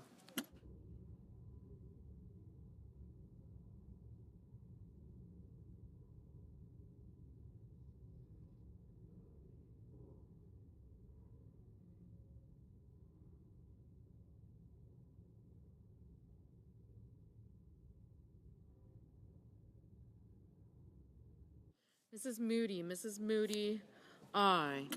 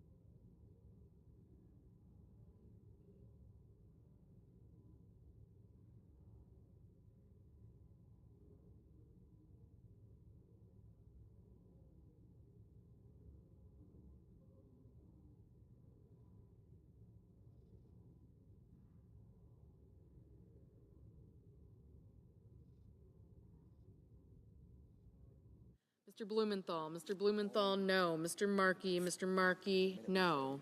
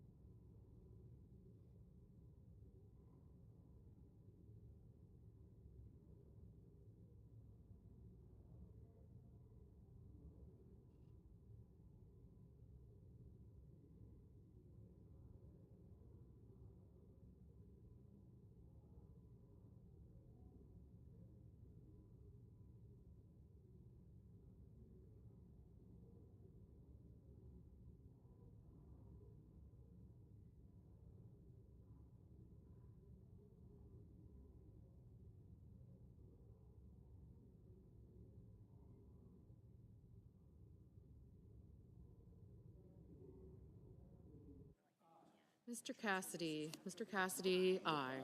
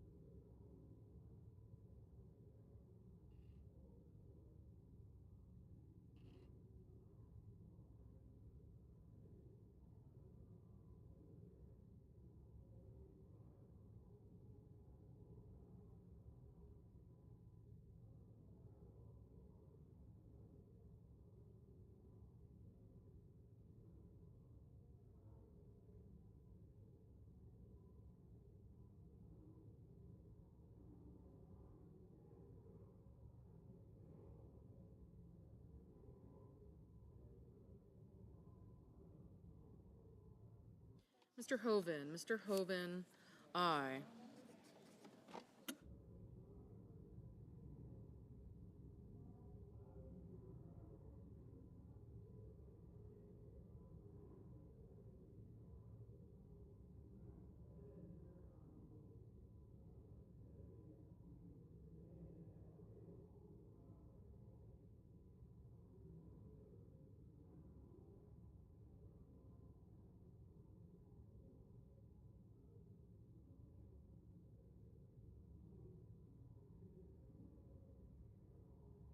Mr. Rounds. Mr. Rounds, aye.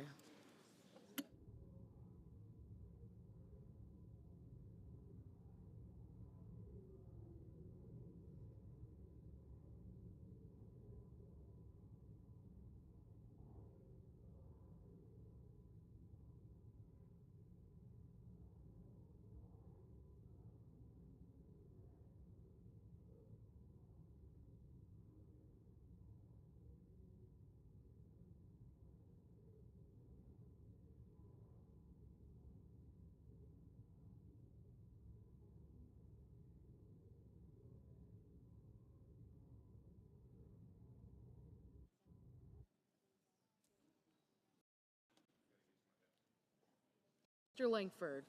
Mr. Langford, aye.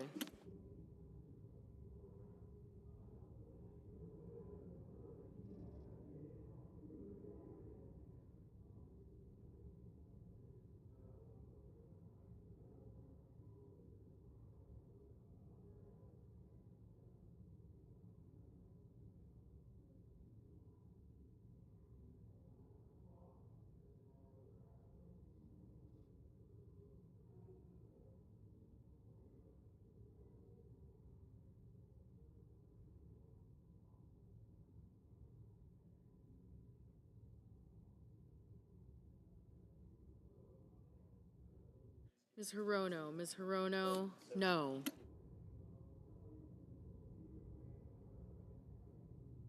Mr. Lujan. Mr. Lujan, no.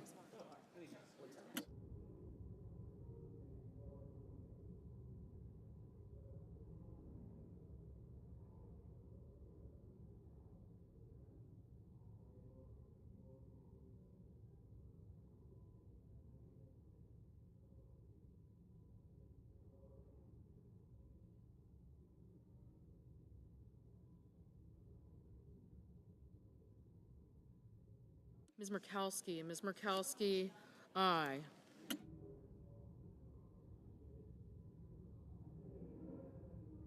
Mr. Graham. Mr. Graham, aye.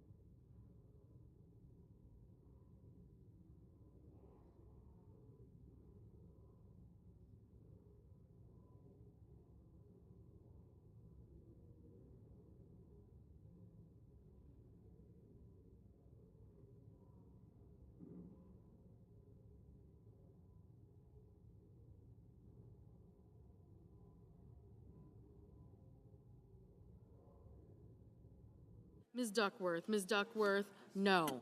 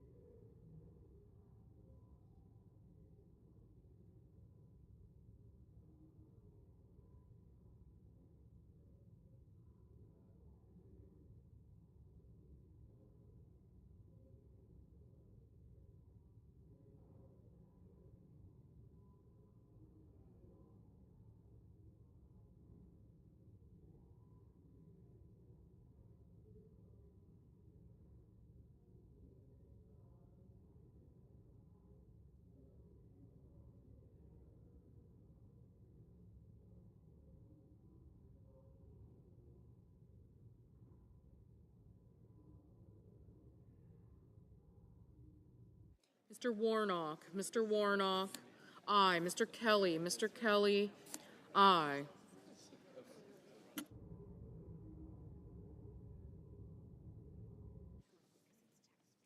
Mr. Daines, Mr. Daines, aye.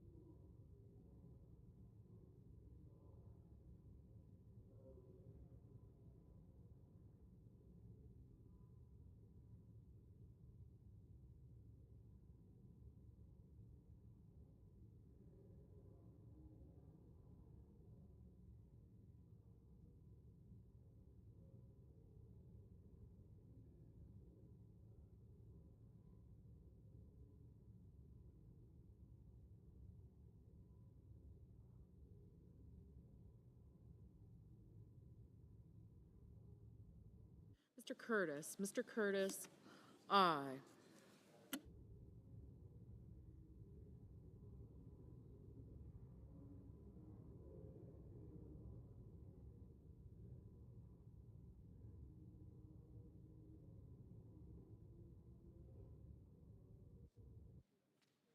Ms. Klobuchar, no.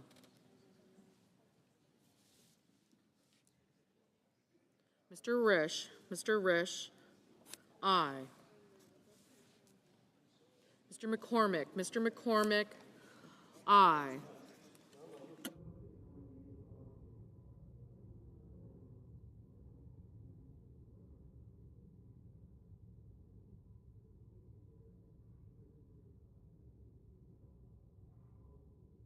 Mr. Husted, aye.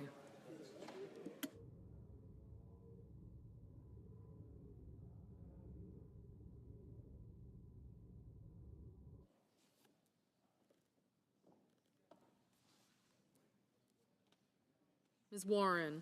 Warren, no. Mr. Peters, no.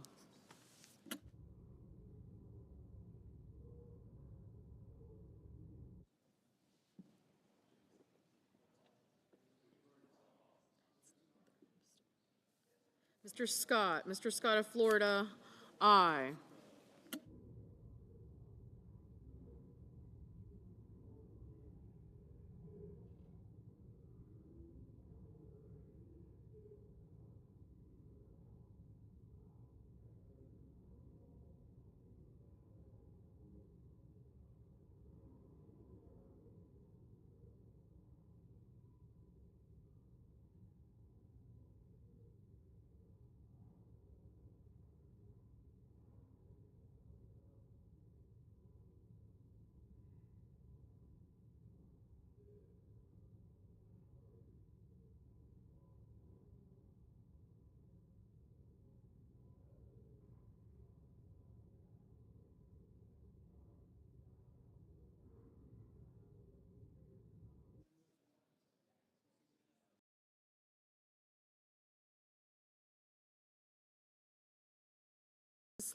Ms. Slotkin, no.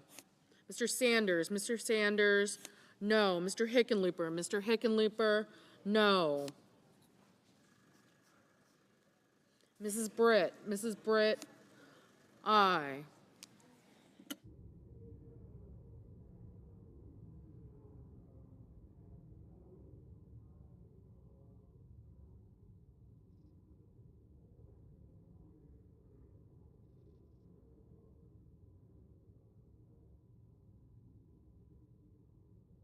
Mr. Hawley, Aye. Mr. Sullivan. Mr. Sullivan. Aye.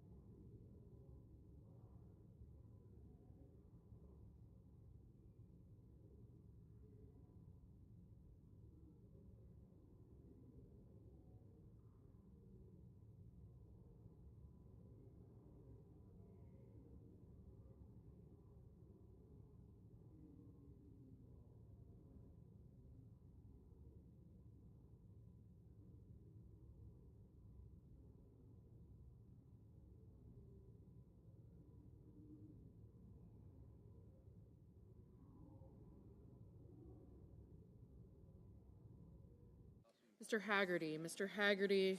Aye.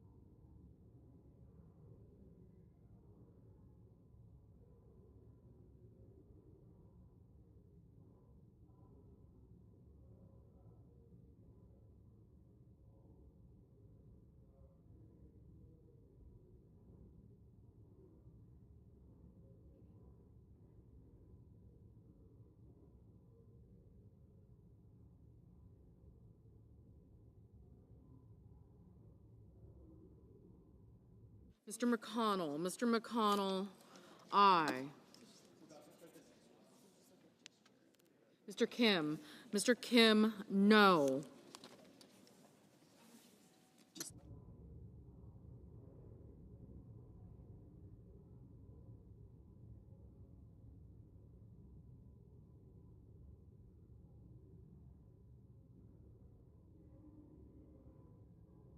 Mr. Ossoff. Mr. Ossoff, no.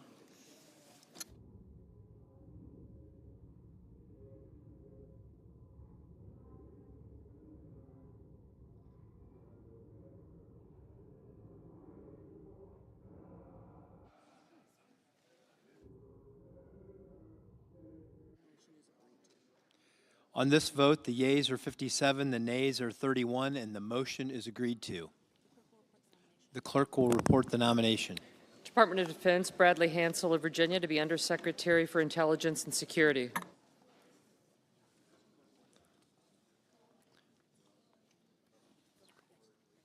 The clerk will report the motion to invoke cloture.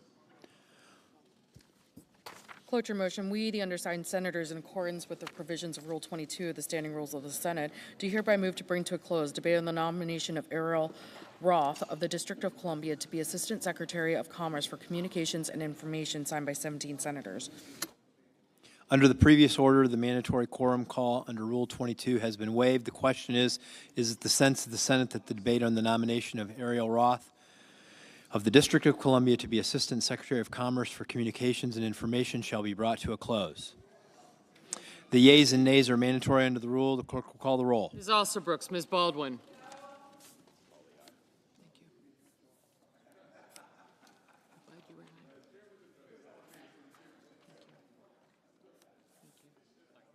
Bye-bye. Thank you. Hey, John, thank you for your nice words. Really appreciate lunch. Mr. Banks.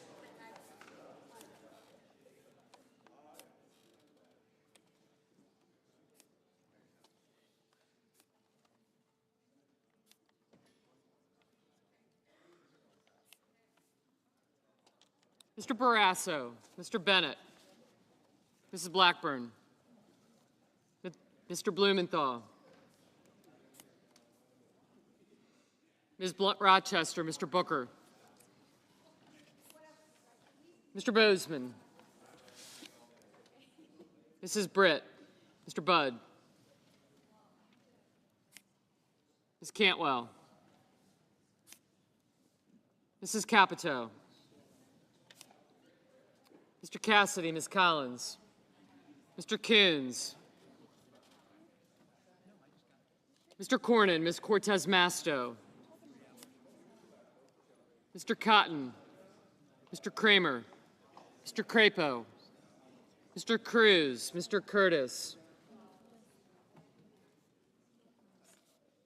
Mr. Daines, Ms. Duckworth, Mr. Durbin, Ms. Ernst, Mr. Fetterman, Mrs. Fisher, Mr. Gallego, Mrs. Gillibrand, Mr. Graham, Mr. Grassley, Mr. Haggerty, Ms. Hassan, Mr. Hawley, Mr. Heinrich, Mr. Hickenlooper, Ms. Hirono, Mr. Hoven,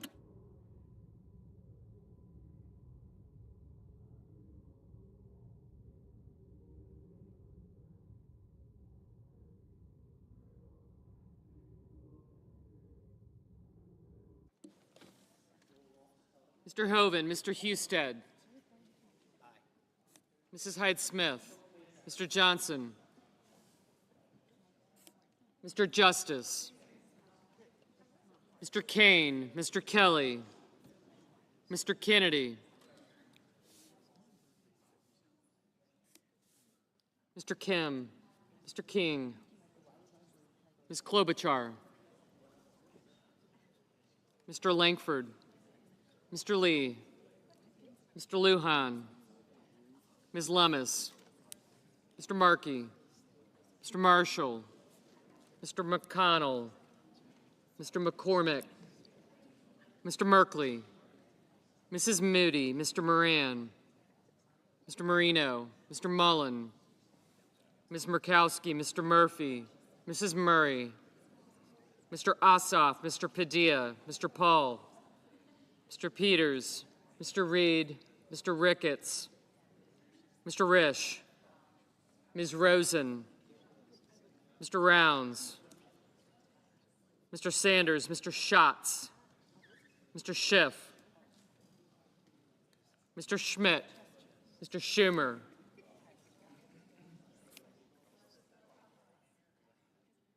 Mr. Scott of Florida, Mr. Scott of South Carolina,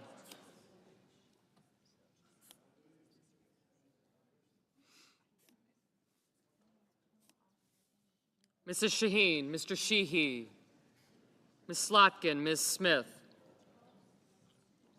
Mr. Sullivan, Mr. Thune, Mr. Tillis, Mr. Tuberville, Mr. Van Hollen, Mr. Warner,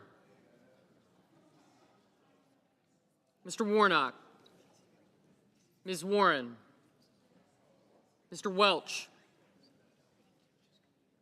Mr. Whitehouse, Mr. Wicker,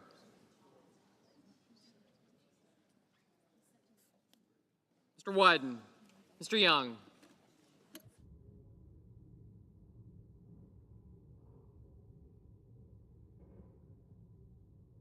Senators voting in the affirmative: Britt, Budd, Cornyn, Cotton, Curtis, Daines, Fisher, Graham, Haggerty, Hawley, Husted, Lummis, McConnell, Moody, Marino, Paul, Rounds, Scott of Florida, Scott of South Carolina, Sheehy, Sullivan, and Tuberville. Mr. Hoven, aye.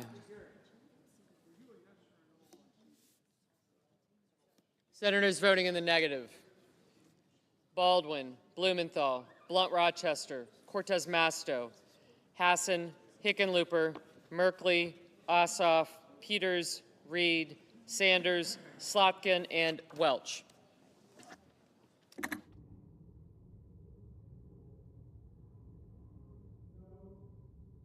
Mr. Schatz, no.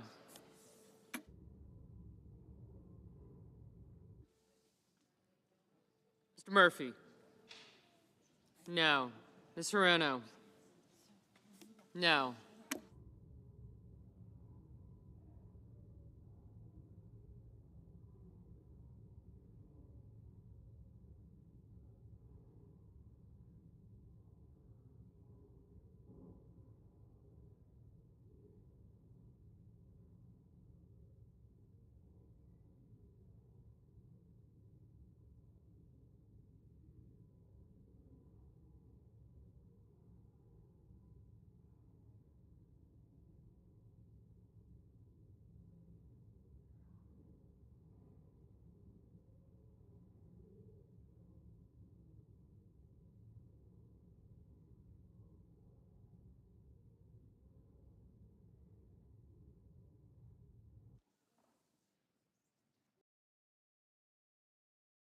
Mr. Cassidy, aye.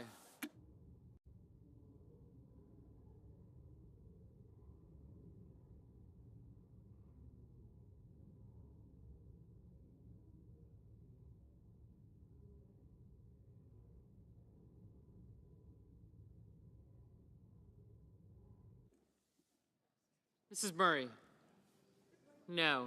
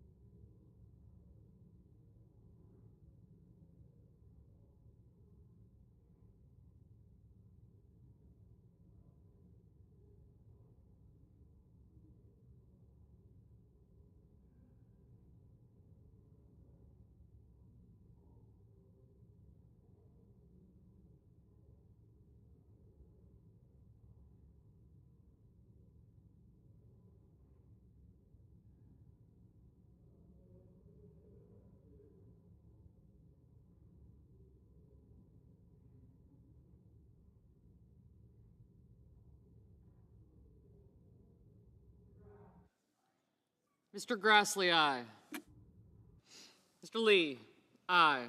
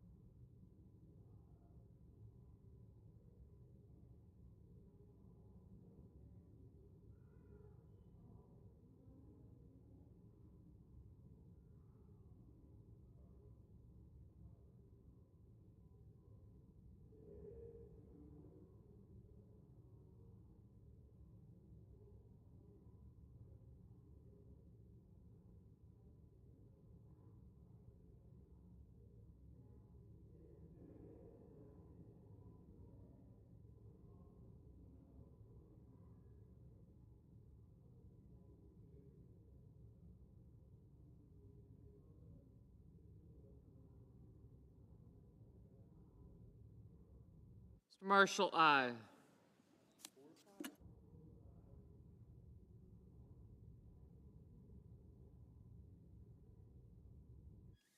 Ms. Cantwell, no.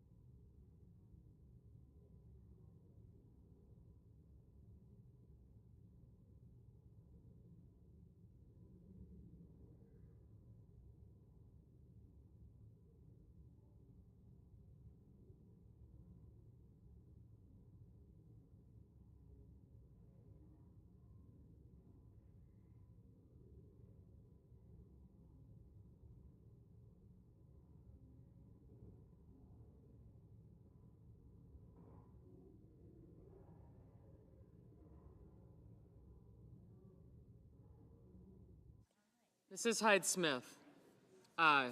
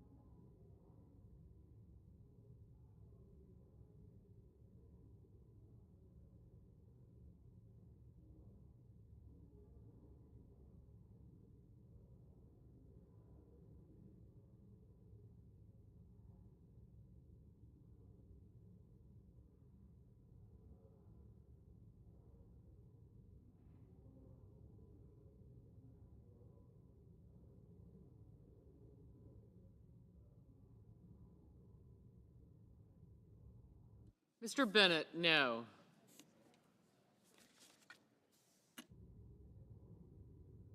Mrs. Gillibrand? No.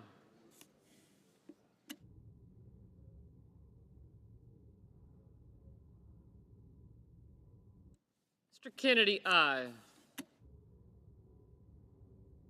Mr. Padilla? No. Mrs. Blackburn? Aye.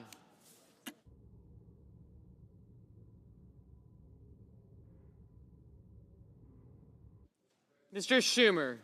No.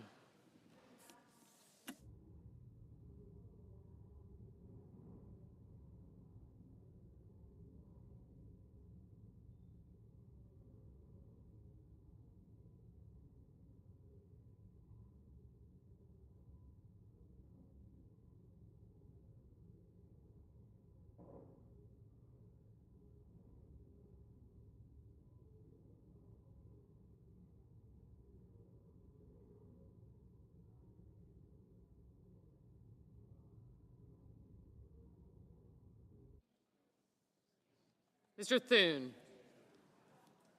Aye. Mr. Crapo? Aye. Mr. Johnson? Aye. Mr. Barrasso? Aye. Ms. Collins? Aye. Mr. Fetterman? Aye.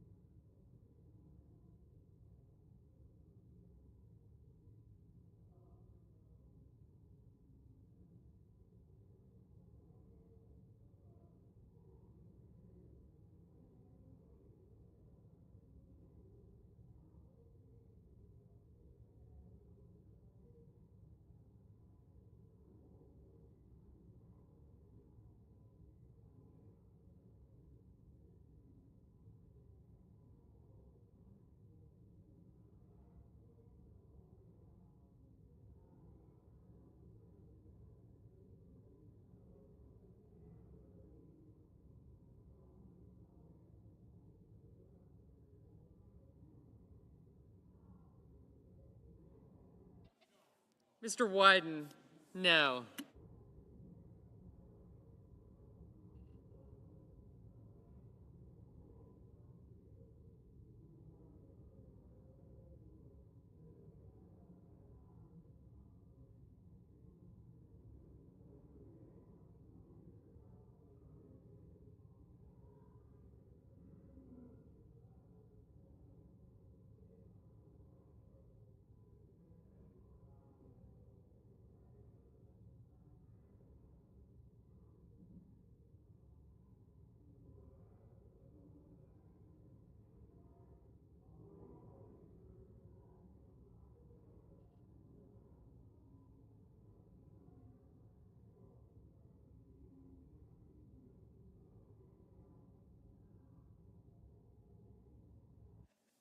Ms. Duckworth, no.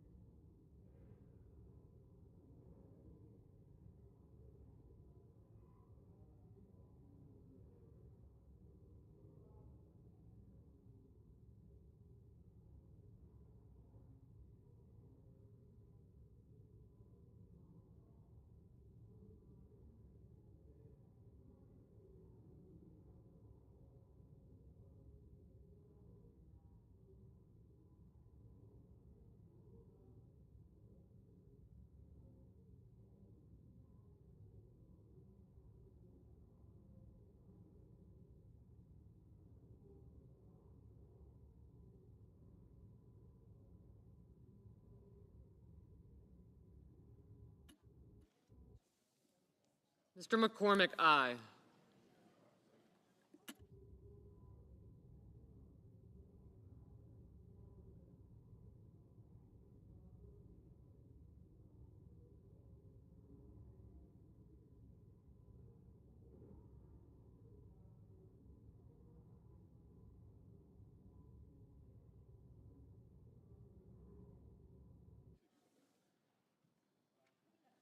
Mr. Schmidt, aye.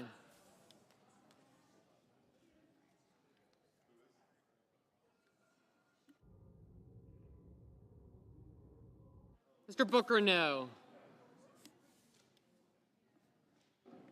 Mr. Markey, no.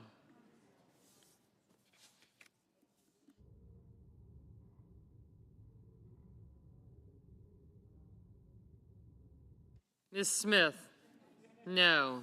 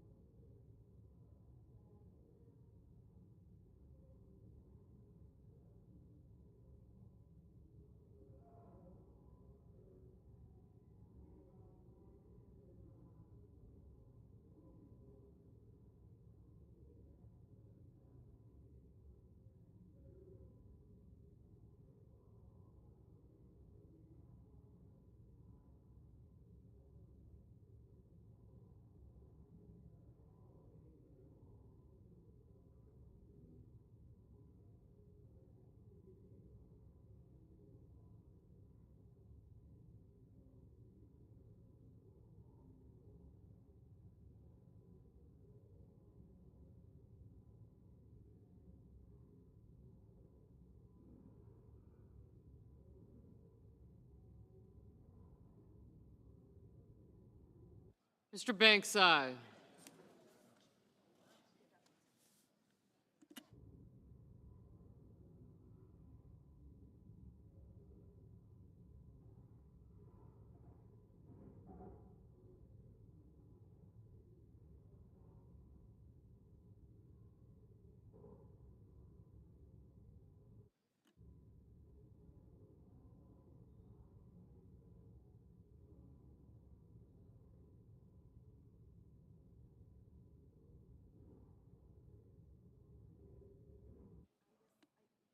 Mr. Young, aye.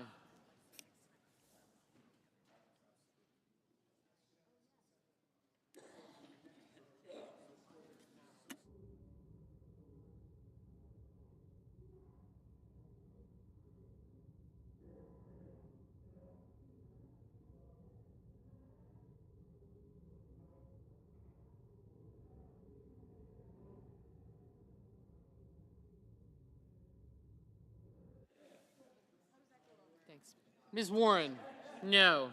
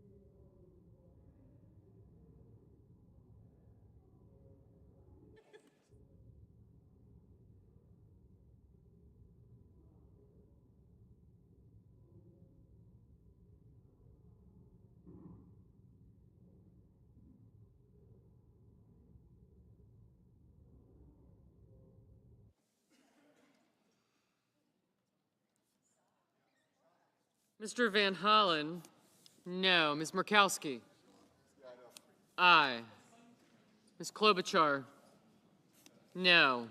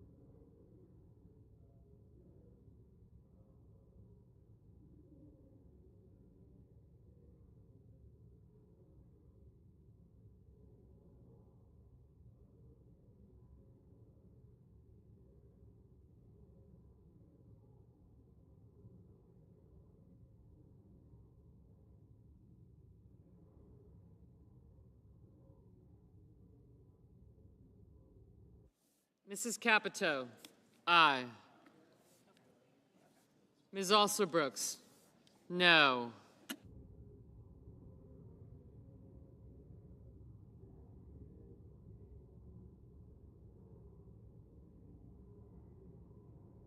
Mr. Lujan, no.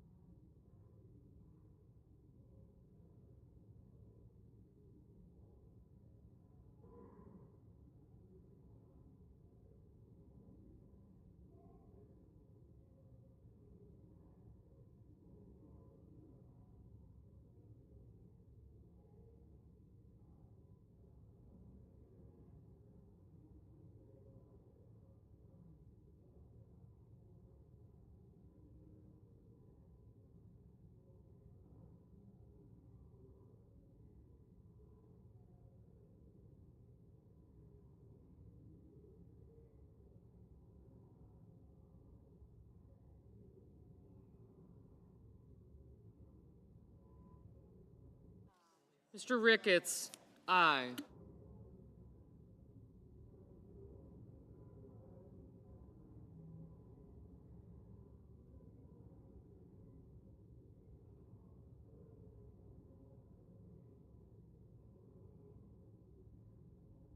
Mr. Sullivan, aye. Oh.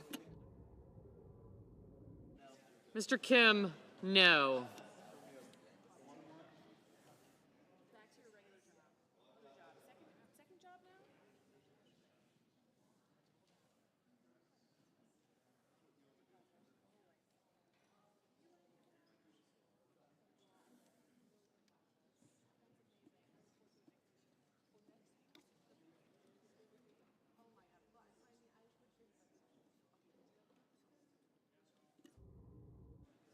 Mr. Cruz, aye.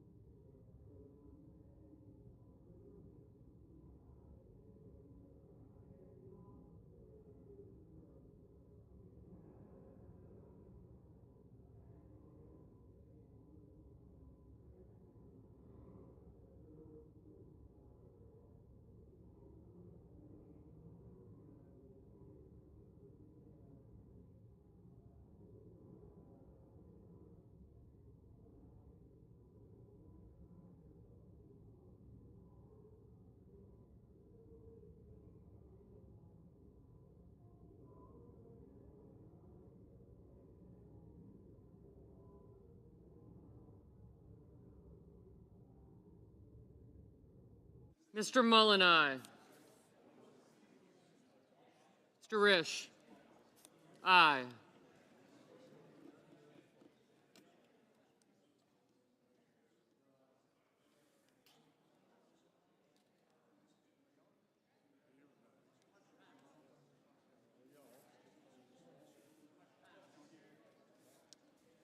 Mr. Justice, aye.